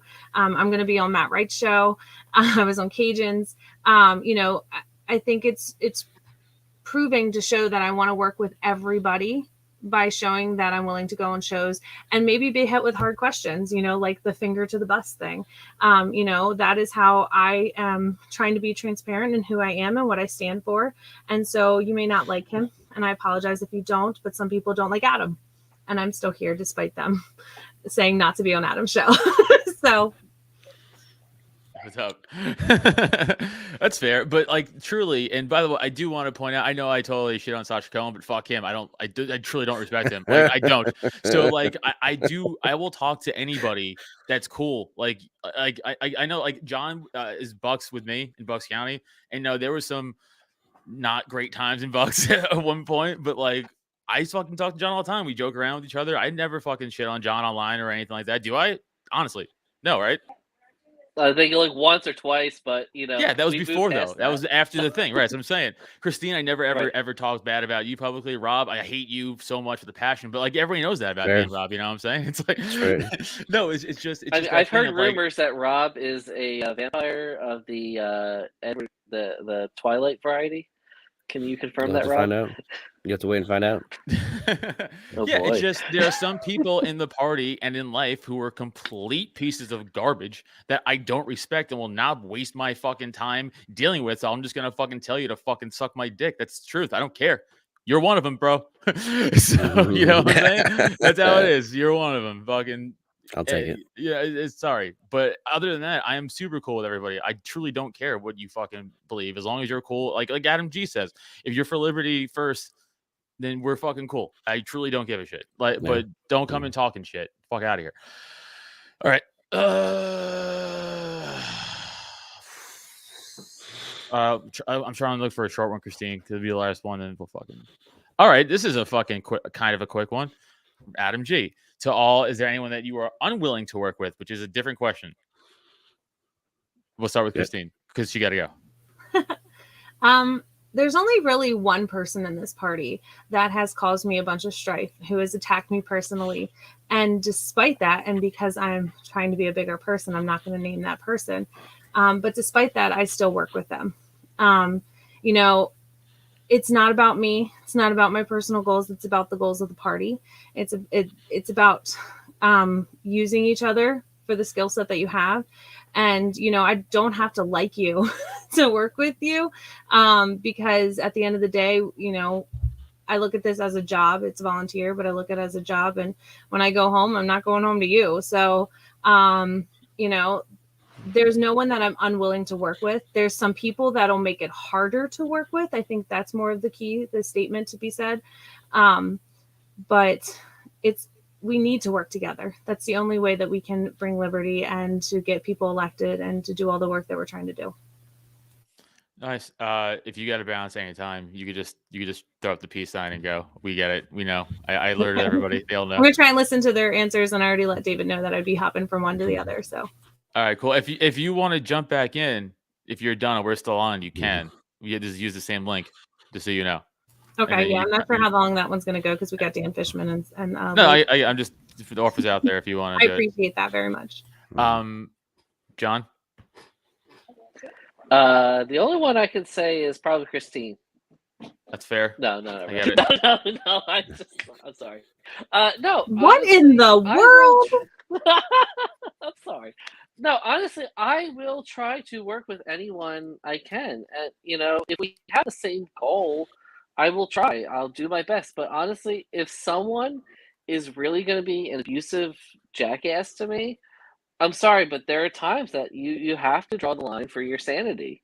And, it might not be, say, absolutely refuse to work with you. It's going to be, I'm sorry, brakes on, I'm done with you.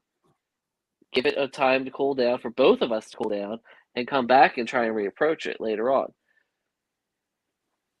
All right. Rob? There is one person in this party who has been a true bane and detriment to people both personally and professionally, and I don't think should be a part of this party, and that is Ed Reagan. Fair.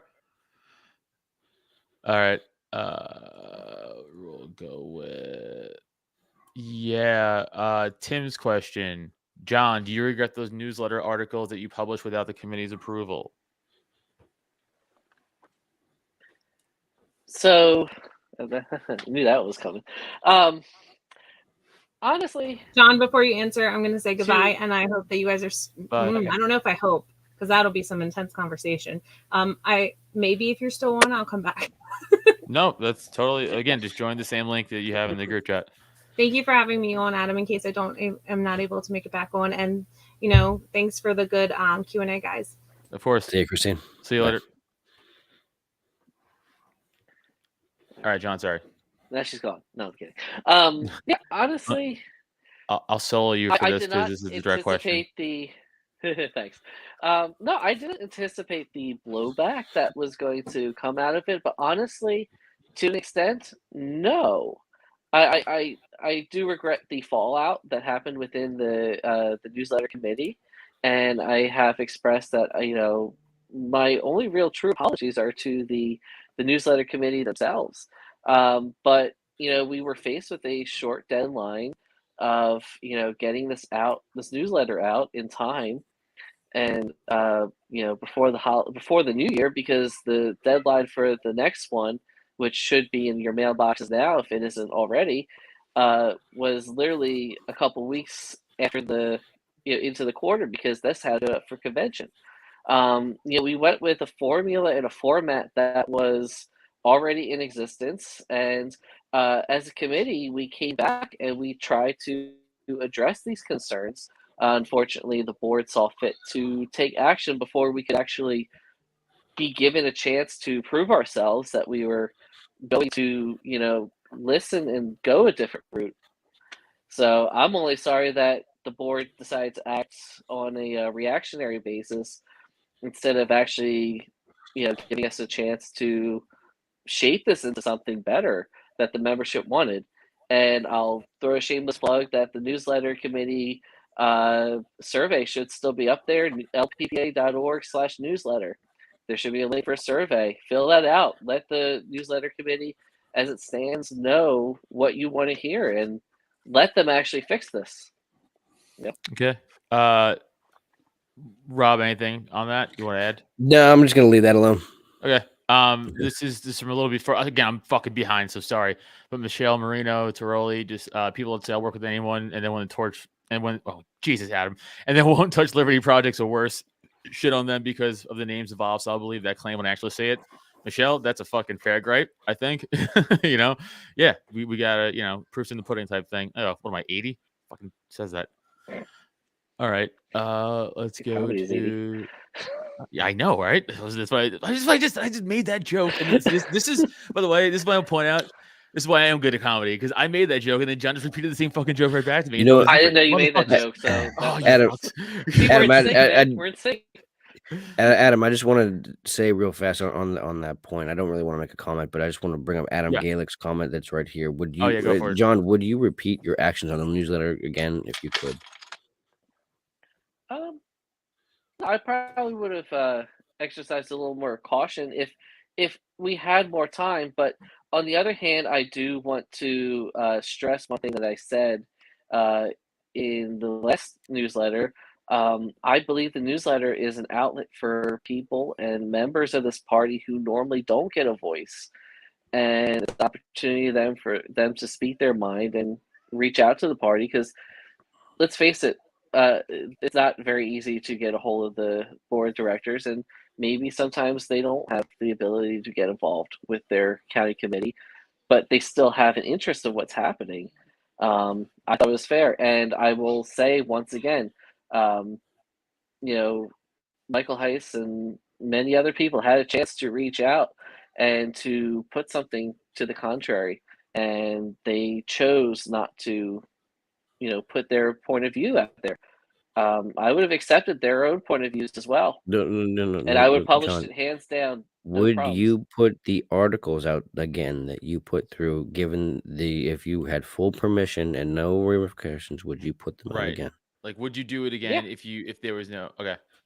because Thank you. I respect people's rights to have an opinion, Thank whether that we was all- like that That was opinion or my not. question. Thank That's okay.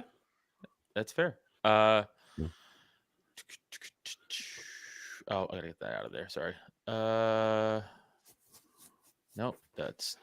Sorry, that was already asked. Oh, here's one from Ryan Bernsky again. Are each of you willing to come collect signatures for the best candidate in PA, Liz Terwilliger? you. I drove 4 hours across the state to bring Liz 2 cases of beer. I would rather collect true. signatures for her. That is true. John, I'm sure Definitely, your answer is yes. definitely. Yeah, I know. I'm sure Kristine's also Definitely, yes. but I also got to worry about my candidate too. But definitely. That's fair. All right. Fuck out of here. Question. All right, this is interesting. From the young bull David Brady, can they denounce wokeism as irrational and repugnant? I mean, I feel Anyone? if it's really necessary to do that, I feel like it's Speaks for itself. Yeah, it speaks for itself. Yeah. I think the whole idea of well, I can't even comment on that one. That's If I see Ryan Brucey saying, "Is that a commit rub?" Yeah, Ryan, I will absolutely collect signatures for Liz anytime. You let me know when and where, and I'll be there. Yeah, that was Ryan's question. Yeah.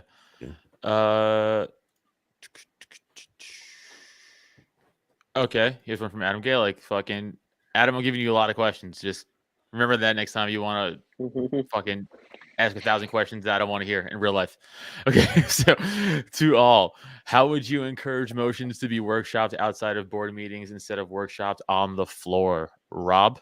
Sure. Well, I think this is a role that our chair would have. That is why they are a de facto member of each committee.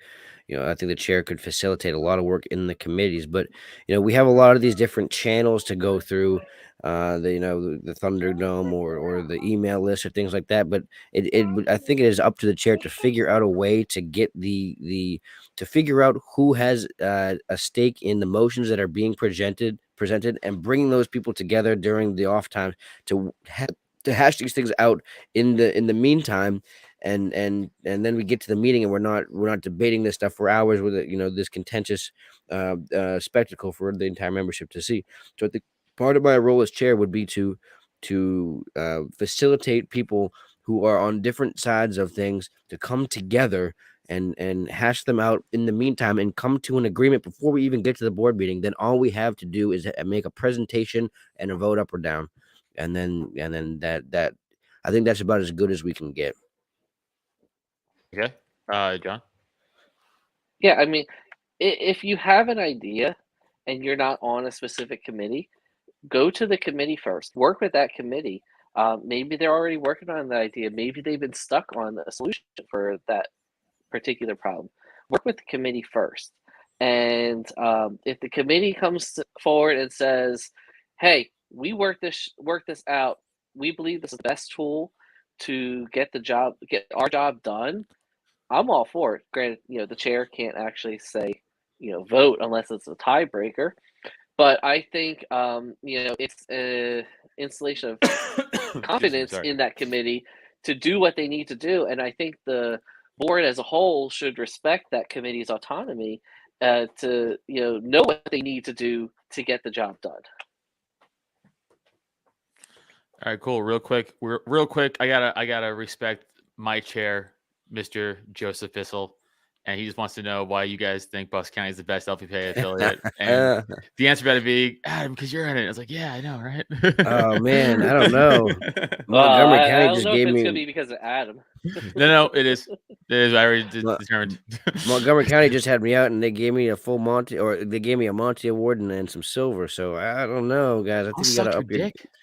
What's better? Yeah. Hey. Well, Bucks County is my favorite. Yeah. You haven't been to Bucks County yet, have you? Yeah, Rob, have you? That's what I thought. That's what I thought. Not a meeting now. No. You got to come out in the summertime for a meeting. Hell yeah, yeah. It'd be fucking fun. Hell yeah. All right. All right. John, is the Mises Caucus full of racists and bigots? From Nicholas Zaleski. Sorry if I fucked your name up. Big question. No, but no one's asking Rob straight up questions. I'm sorry. If they were, I'd point them out. No, I don't think the caucus as a whole is full of I think that people who are exist in the caucus, but there are people that exist along those lines in every caucus and every party in this entire country, whether it's us, the Greens, or the duopoly. I think they all exist, but I think what needs to happen is those of us who have the ability to say to these people, hey, fuck off, need to actually do it. Don't keep letting them, do the things that are not good, that are not right. I mean, we are in the year 2022. Racism, bigotry, homophobia, all that should not exist. you know, it, Yeah, leave that in just the needs to Xbox stop. game chats where they belong. Yeah, exactly. So Uh, I'm an old head Nintendo, so I don't do the that's fair. Xbox. Rob, Rob, that's it's not directed to you at all. I'm sorry, that was a John question. If I had any, you know what? If I truly was funny and had any true comedic timing, I would have a hood and fucking cape fall out of my fucking closet right now. How funny would that have been? God damn it, so funny. All right. Yeah, you take your shots sometimes. All right, this is one kind of for Rob. That's kind of at Rob without being at Rob. This is from the Nichkian middleman. What does take you? If I put my glasses on, I'm like Samson. I get smarter. What does take human action mean? Every action that I have taken is a human action. What is your unique selling position? Well, so obviously, take human action coming from our namesake Ludwig von Mises' great treatise "Human Action," in which the premise of that work and all of his work, the premise of praxeology, is that all action is purposeful behavior done to achieve ends that are perceived to be beneficial. So, take human action means to get out and live in this type of mentality where you are striving to achieve ends that are beneficial and that are purposeful. So take human action is in this strain of things that we're doing, to take purposeful, beneficial, and meaningful behavior towards the ends of freedom and liberty. Nice. Sorry, I'm going through some new shit. All right. One from Neil Bellevue. Are mean words a violation of the NAP? I know he phrased that funny, but I do want to actually. That's a good question.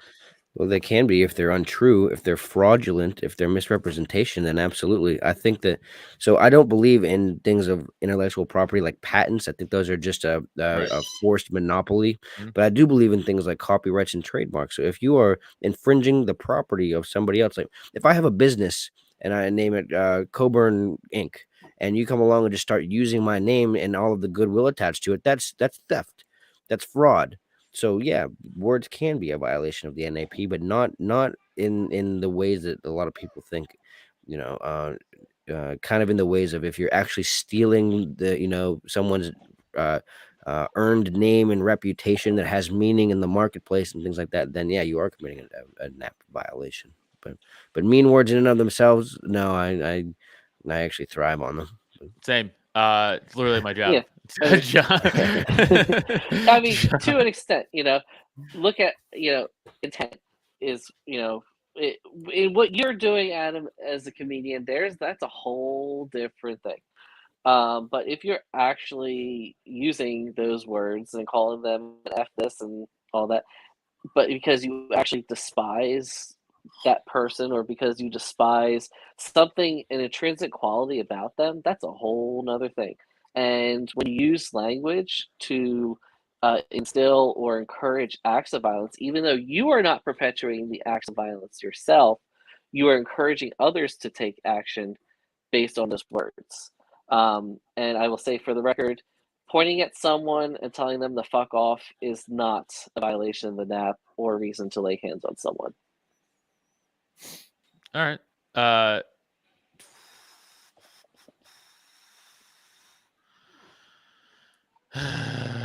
Oh yeah, actually, that was something, Bonnie, I was wanted to actually comment on, that you said that. John, it's obviously you're like, oh, you being on stage is different. You would think everyone knows that, but a lot of people here have seen my act, and I don't really say anything truly offensive. Most of it's making fun of myself or something like that, honestly. And I still get people coming to me like, I don't like that thing you said. I'm like, it happened to me. I'm sorry. Like, I'm sorry that event happened to me and you're offended by it. Like, I'm just telling my story. Like, I'm not lying about this. Like, so yeah, but people all the time, they don't give a shit. It's very annoying. So yeah, you would think, fuck those people.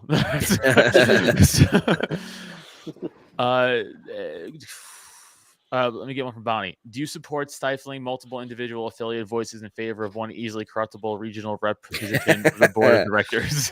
Oh, I feel that was directed at me because wonder what direction she wants me to go in that one. Well, no, Bonnie, absolutely not. I believe we are the party of decentralization, and we should take that take that example in our own structure. The people who are living around each other, amongst each other, should define for themselves how they want to do things to the most that they can, and we should grant authority down the line rather than up the line as much as possible. By the way, you guys are getting a lot of good points and stuff. I just not keeping up. I mean, Joe Slosky gave you a great answer, Rob. Sorry, whatever. All right. Yeah, so I think that was based around a bylaw proposal that I put forward. No, it was, yeah, for sure. Yeah. So if I may, can I explain? Yes, that of one? course. So what I'm looking with that one is a way to consolidate things. Yes, I know we talked about decentralizing, but let's be honest. We're looking at an over 67-person board if you include executive committee plus every single county if we reach the goal of organizing every county. That can be a pretty crazy thing.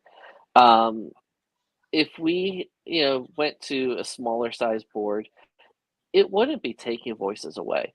Each what I put out there, each board, each rep would still be a voice of their entire committee.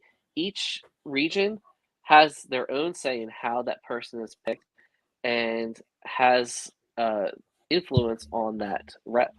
It's not taking a voice away; it's consolidating. And you're still each county still going to have each county still will have their autonomy on how they do things. As far as elections and whatnot in their counties, this is just consolidating the governing organization to make it a little more streamlined and a little more efficient. There's an old saying, too many chiefs, not enough Indians. I think we're reaching the point where we have too many chiefs and we need some more Indians. Every time you can all get me for the not be politically correct there. Yeah. Every time we centralize the federal government, we not only do we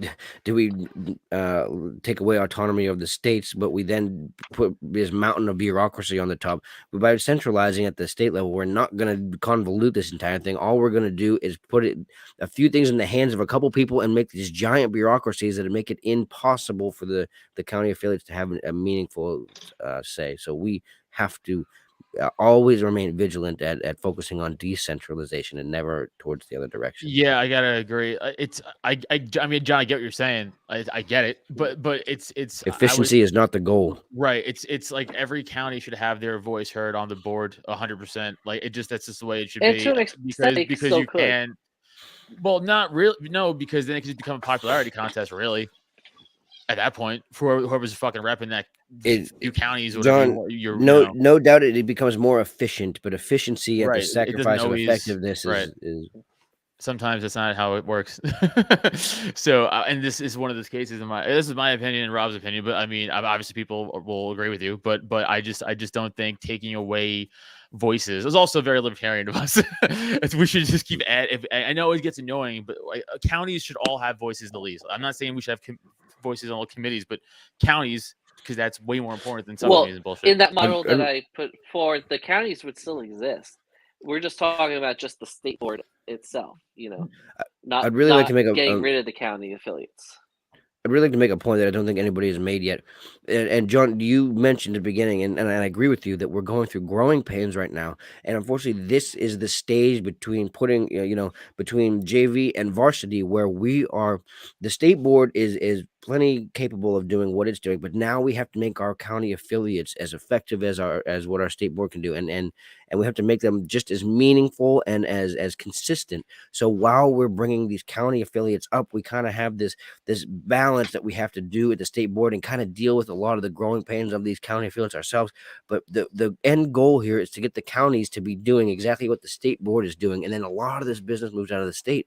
So while we're in this transitional period where our counties are actually starting to take their first baby steps, we have to be a little patient and be dealing with some of the convoluted stuff, but we don't want to start going in the other direction and taking away and centralizing. We just have to kind of bear the growing pains until they're able to stand up on their own 2 feet. I think that's the solution that we got to get at, rather than saying that we're going to centralize now and then maybe shed it off in the future. Anytime the power gets centralized, it never goes back down the other way. So I think we got to be very careful about centralizing anything. Yeah, I agree. Yeah. And just to throw out there one last thing on that, I think too, if we go to that regional model, we're giving a voice now to people who don't have a county that's organized yet. Just a thought, because now they have a voice. I'm not saying that there's not upsides to it. I think that there is. Well, they already have a voice because their regional vice chairs get votes. So anybody who's not in an organized affiliate can go to the regional vice chairs already and have a say. So in fact, they probably have more of a say because they're the ones working with the vice chairs more than the counties that are already affiliated. I think that that's already there. But now, listen, and I'm not to say that there's not upsides to your model. There's efficiency. There's a number of things that go with centralization. But I think that the burdens and the downsides that we've seen play out time and time again when things centralize is proof. Proof positive that the centralization method is not something that we want to take on as a libertarian organization. Yeah, fair. All right. I'm sorry. I'm not ignoring you. I'm reading more questions on my phone. It's just crazy. Fuck yes. All right. Shout out for Michael Heiss right here. Get him involved because he keeps fucking pinging the same question. I see, Mike. I'm sorry. What is the biggest issue in the LP's culture, and where do you think it comes from? We'll start with John. I think the biggest. What is he? I would like to know if he could clarify what he means by issue. Is he looking at? I don't know. I'm so far behind the chat. Give me a minute. Say that. Ask him that, and by the time I catch up, he might answer you. All right. So, let's get a clarification. What do you mean by issue, Michael? So I've had this something for us to look at, or do you mean like something within the party? Here, we'll let Rob go first. Yeah, I've had this conversation with Mike, so I think that I know what he means. So I think maybe this will clarify it if you let me go first. Oops, yeah. Shit, What I think that we have a huge culture problem in the Libertarian Party, and that comes from an identity problem. I think for the last 15 years or so, there has been a methodology in place here that the strategy that has been employed, and this is not to denounce or speak ill of the good work that the people who tried this did, but the methodology was to go and meet people where they're at, cater to their preferences, but then not finish the other side of the story about what the other whole piece of this libertarian thing is. We met people where they were, we catered to their likes, but then when they came into the party and met the other side who came in from the different direction, they were like, wait a minute, this isn't what I was told about. This isn't libertarianism. You told me it was this. Those aren't real libertarians. So we had this crisis of identity because we took this message, this libertarian message, which is the most beautiful political philosophy that man has ever devised, and we stuck half of it in our back pocket because we were too afraid of offending somebody who came in from one side or the other. So by not informing them of the wholeness of what liberty, what self-ownership and autonomy is, we did them a disservice when they came in and saw the other half and said, wait a second, these aren't the people that you told me this was about. You told me this was this. You told me it was the thing I like. So we didn't finish the message. We were too afraid to stand on what we were. And then when people met in the middle and they clashed, and that caused a crisis of identity and culture. So I think that what what we need to do is meet people where they're at, but we must not be afraid to speak with them and let them know what the other half of this message is. You can't have civil liberty without economic liberty, or social liberty without economic liberty, and the other way around. You have to be free across the board, and we have to let people know that. So I think that this is where that identity crisis and this culture crisis came from, is that we didn't give them the full story of what it means to be an autonomous, self-owned, liberty citizen. All right. He didn't write anything. So No, I don't know. I kind of if see you want where to you're just going at, try Rob. to. Yeah. Okay. Yeah, Okay. I kind of see where you're coming from. Yeah. Oh wait, hold so, on. He literally just popped up. The You idea kind of from reiterated. do you see any issues or problems within the culture of the LP, John? That's pretty much it. the biggest issue, yeah, I guess I could see right where you're coming from, Rob. Yeah, we find a way to spin the message of what we want to convey to the left or to the right, but yeah, then we get this clash in the middle. Yeah. I think the biggest thing is for both sides to let our guard down and actually discuss and find common ground and actually find a compromise in the middle of how to reach our common goal. We're both right in our common goal. Our common goals are the same: liberty, freedom for everyone, the rights of the individuals. Okay, we're all together on that, are we not? Yeah. Oh, I don't think that So that's a question. yeah. So it was rhetorical. Yeah. So, but the thing is, like, how do we accomplish that goal? And I think, where we are at as a society is probably the biggest problem. You know, we've advanced as a society pretty quickly, probably not at a slow enough pace to really come to terms with everything. And I think we need to find a way to meet on a mutual ground. So, yeah, we would love, for example, the government to be out of education. But let's be honest, just taking something and just saying, fuck it, rip it up, throw it up, blow it up, it's not going to be the result that we want it to be. It's going to be a huge shit show. So let's work together to find a way to balance that out. I would say a best example that I can speak from personal experience is when Pennsylvania banned mental institutions like Pennhurst. That fucked a lot of people over. A lot of people that I personally worked with for a number of years in facilities that do job training for adults with disabilities. When Pennhurst was just shut down, it was literally like, "Hi, guess what? You're done." And they shut their doors, and these people were on the streets. There was no transition. We need to transition, but we need to be the ones ahead of the game and saying, "This is how we can transition to meet our goal." Okay. All right. So these are two of kind of the same questions. It's from Joseph Van Wagner and Counseling Nomad. So I'm going to pull them both up, but they're kind of the same. So Counseling Nomad asks, do you believe the purpose of the party is to elect or to educate?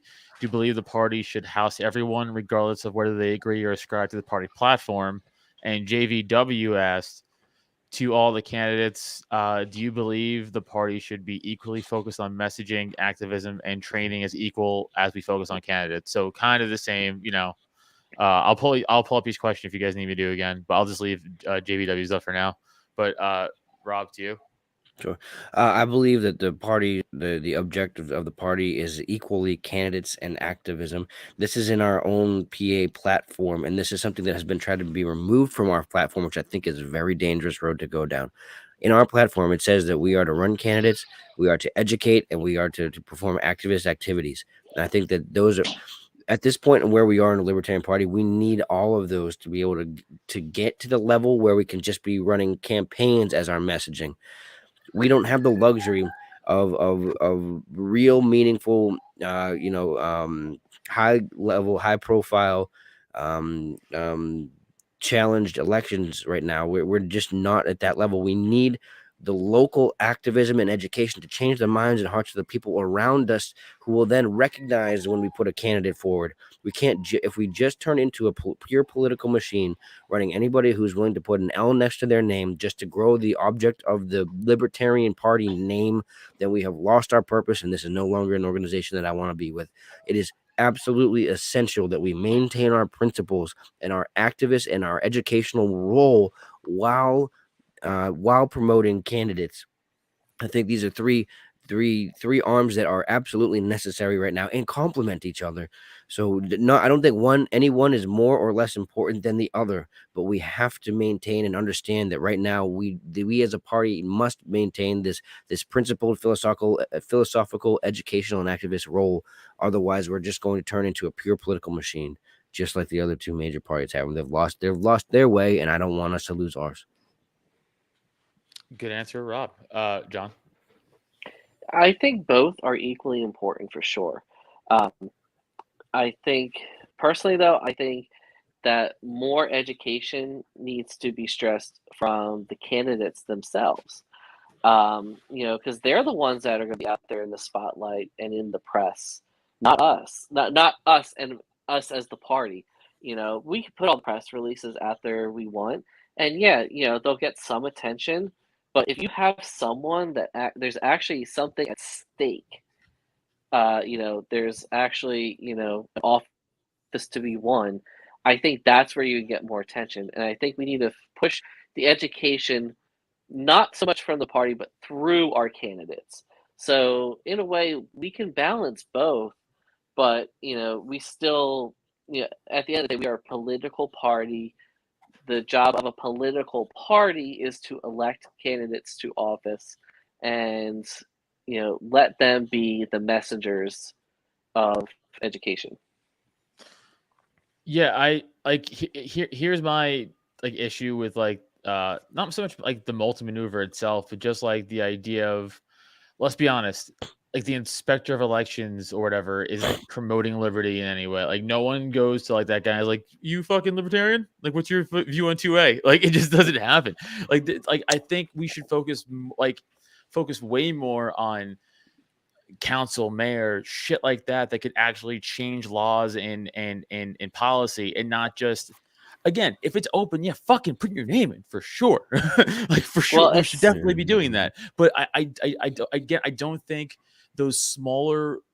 I can only think of that one right now as an example, So, or auditor. I guess would someone be that's another one. in that role, I can speak to that. Yeah, you're not in a position where you're policy making or necessarily educating, but when they go to the ballot box every couple of years and they see that you're on the ballot as a libertarian, and you might be the only one on the ballot or one of two, and fuck it, vote for you anyway.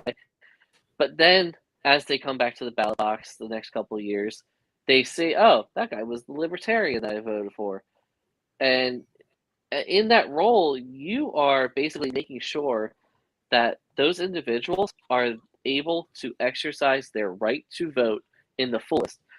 We, in a way, are one of the biggest faces in as far as election integrity goes, because we're the ones making sure that you're the person that is actually allowed to vote.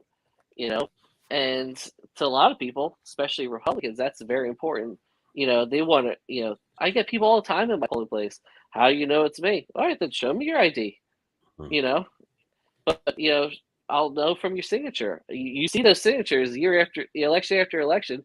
It's them, and and you can have a friendly conversation. Great, you can't be political in the polling place, but you can have a friendly conversation, and you can still change that face and the nature of what people think about us from that, just from sitting at the table for 15 hours of the day. Adam, I just want to let you know I got about 10 minutes left. Oh shit. Okay, fuck. Let's get to let's get to this question then. Cam Anarchy. Which regional reps would you support as chair, and would you want them to remove LNC members for decorum or whistleblowing?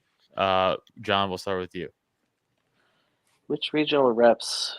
I guess I'm going to assume this is for PA. National. A I national. think it's national. I haven't heard too many national folks. I don't, other than Susan Hogarth. I don't know anyone for our region. That's where I'm mostly concerned as far as actual regional reps. Um, I don't know who else is running. I haven't heard anyone announce yet. Would I want them to remove LNC members for decorum? I mean, we should be expecting a level of professionalism. I mean, hell, if you're going to remove me for publishing something in the newsletter, I sure as hell would think you'd want to remove someone for being a total douche canoe to people in general. Whistleblowing, as far as whistleblowing goes, though, I mean, whistleblowing is important. If something is actually truly going on behind the scenes, yeah, I think, give them some credit. You shouldn't remove someone for calling out actual corruption, as long as they can prove it. Rob. Well, I would absolutely not endorse Susan Hogarth again. She showed time and time again that she votes for Oh, I herself wasn't and endorsing not her. for Sorry. yeah. And she votes for herself and not for her constituency. To be quite frank, I don't care much at all about national until national gets its goddamn self in order.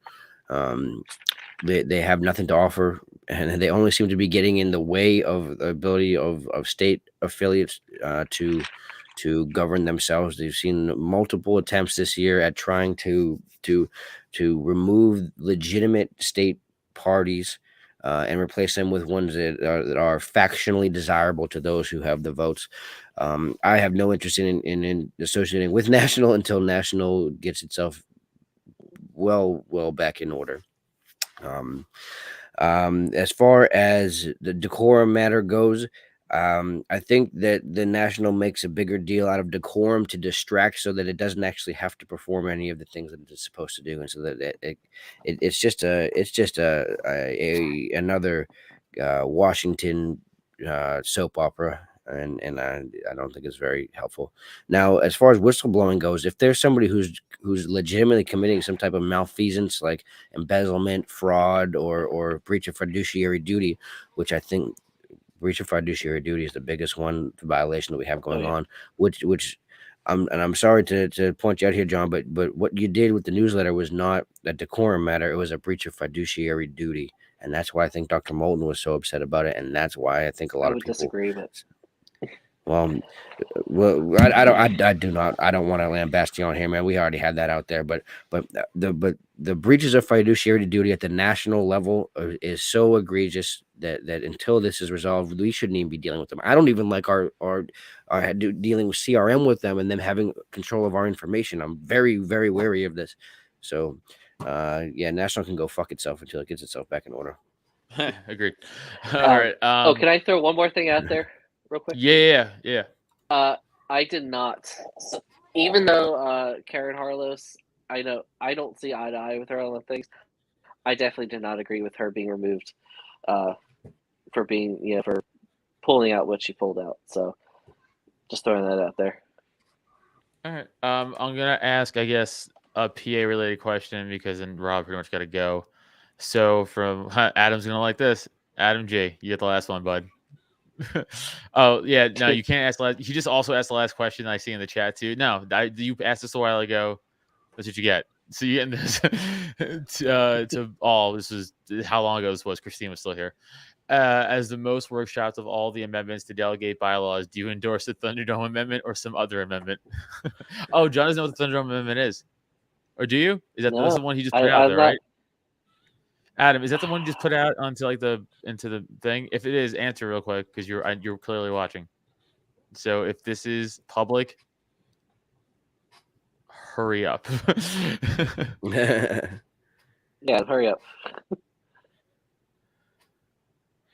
I know the one. Allison, shout out to Allison, fellow Bucks. I know one that I would absolutely support is to publicize our meetings, to broadcast them publicly. I would absolutely. Oh, okay. Yeah, for sure. Yeah, I agree with the meetings thing. Definitely. Yeah, transparency is important. Yeah, if it's the one about the meetings, yeah, definitely. I don't see why we couldn't put our meetings on live stream them. I mean, Zoom does offer that option. there's no I'm reason doing you it right couldn't, now. you know. Yeah. This is StreamYard. It's very easy. Yeah. I'm also for removing ability of people out of state to vote, and I'm actually for taking away committee votes and going only with affiliate votes. All right. Again, Rob, I don't know if you got more time, but I got 5 minutes. oh shit, I don't think I'm gonna fucking. God damn it! All right, Young Bull. Do they think Vermin Supreme is a good representation of the party? I asked to gauge how they view useful representation. So shout out David Brady. Dave, I just said Rob. Well, I don't think that Vermin Supreme is a good representation of the party. I think Vermin Supreme is a great representation of satirical libertarianism. There's a time and place for satire, but it is not when you something that, if associated with the party, if Vermin Supreme represents the party, then the party is just a pure satire and not a legitimate entity. So if we want to have any real, meaningful success and change as a party, we don't want Vermin Supreme to be what people think of as our mascot. He is a fantastic satirist, but outside of that, we must be very careful of how we associate him with the legitimate efforts of the party. John. So, for those who don't know, yes, I was involved with the Vermin Supreme campaign. So, based on the the way things are now nationally and the way people look at us, I think he could have been a good tool. I mean, sorry, but Adam, as a comedian, you should have downright respect for what he does. Adam, he calls out the absurdity of the bullshit and of the authoritarian two-party system, and he makes them look like the total buffoons they are. I mean, out of all of our candidates that ran in 2020, he was the only one that you found trolling every single one, regardless if they were the Democrats or the Republicans. He was at a Bernie rally, and when AOC was up there doing her thing, guess who you saw front and center right behind her? Vermin Supreme. Yeah. No other candidate was out there. No other candidate was out there. And when people say, wonder, who's that guy with the boot on his head? They go in, they look him up, and then that's how they get their entry into actually looking at who we are. Okay, so I think feel like so the shock value works, where okay, well, I don't know, because Rob gotta fucking go, but like, I think he's a fucking joke and shouldn't be taken seriously. In fact, we campaigned to all block him on Twitter to stop making him relevant to anything, because truthfully, like, the matter of it is, John, I disagree with you, where I think people go, who the fuck's the guy with the boot on his head?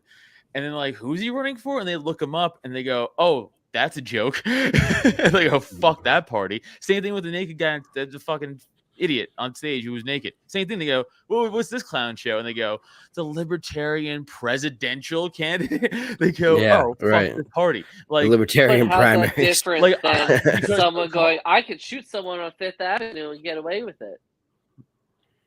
I'd rather vote for the guy with the boot on his head than the guy that's saying he can shoot someone and get away with it, Trump said that. Oh, exactly. But Trump's not libertarian. I don't give a shit about Trump. It's irrelevant. So, like, but I'm saying, for bringing the non-libertarians to us, that's where he's useful. He can draw attention to us. All right, we'll do last minute remarks before we go. Rob, you gotta go, so you go. Vote for me because I am excellent. That's what I would say. John?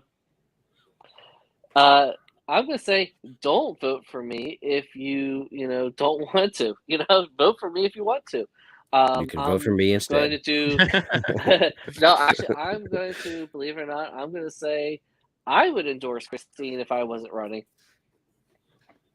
Personally. Okay. Weird self-endorsement. No, just from having worked together, she does a lot, and I think she'd be a great asset to this party. It'd be a shame to not have her up there in the front. All right, guys, I got to take off and put my daughter to bed. Yeah. Rob, John, thank you guys so much. Right for tuning on. in. Kristine too. Obviously, she's not obviously jumping back on, but shout out to Kristine. Again, this will be up forever for all time. So, thank you guys. Oh I'm gonna no. let them go. Yeah, I'm gonna let them go. But you guys, thanks for tuning in. Again, please subscribe to the YouTube. It's super helpful. Droptent.com/store for fucking merch. This hoodie, porcupine merch, all that shit. At Adam Nutter and everything. YouTube.com/Adam Nutter. Also, I do a comedy podcast you guys should go check out called Cult of Us. That's available on all audio platforms. I promise you, we don't talk about any politics. It's just joking around. YouTube.com/Cult of Us for that. Thank you, everybody, for fucking tuning in. Sorry if I didn't get to all your fucking questions. Sorry. I tried. I really tried. I promise you guys I fucking tried. It's chaotic. I was trying to focus, and I'm kind of fucking high and dumb. So, you get what you fucking get. Sorry. But thanks, everybody, for tuning in. And again, I don't know. Go fuck yourselves. Love you guys. Thank you guys so much. Thanks for listening. Find Adam on social media, Twitter and IG at Adam Nutter, or Facebook and TikTok at Adam Nutter Comedy. And for podcasts and merch, check out www.droptent.com. Don't forget to rate, review, and subscribe so you never miss an episode.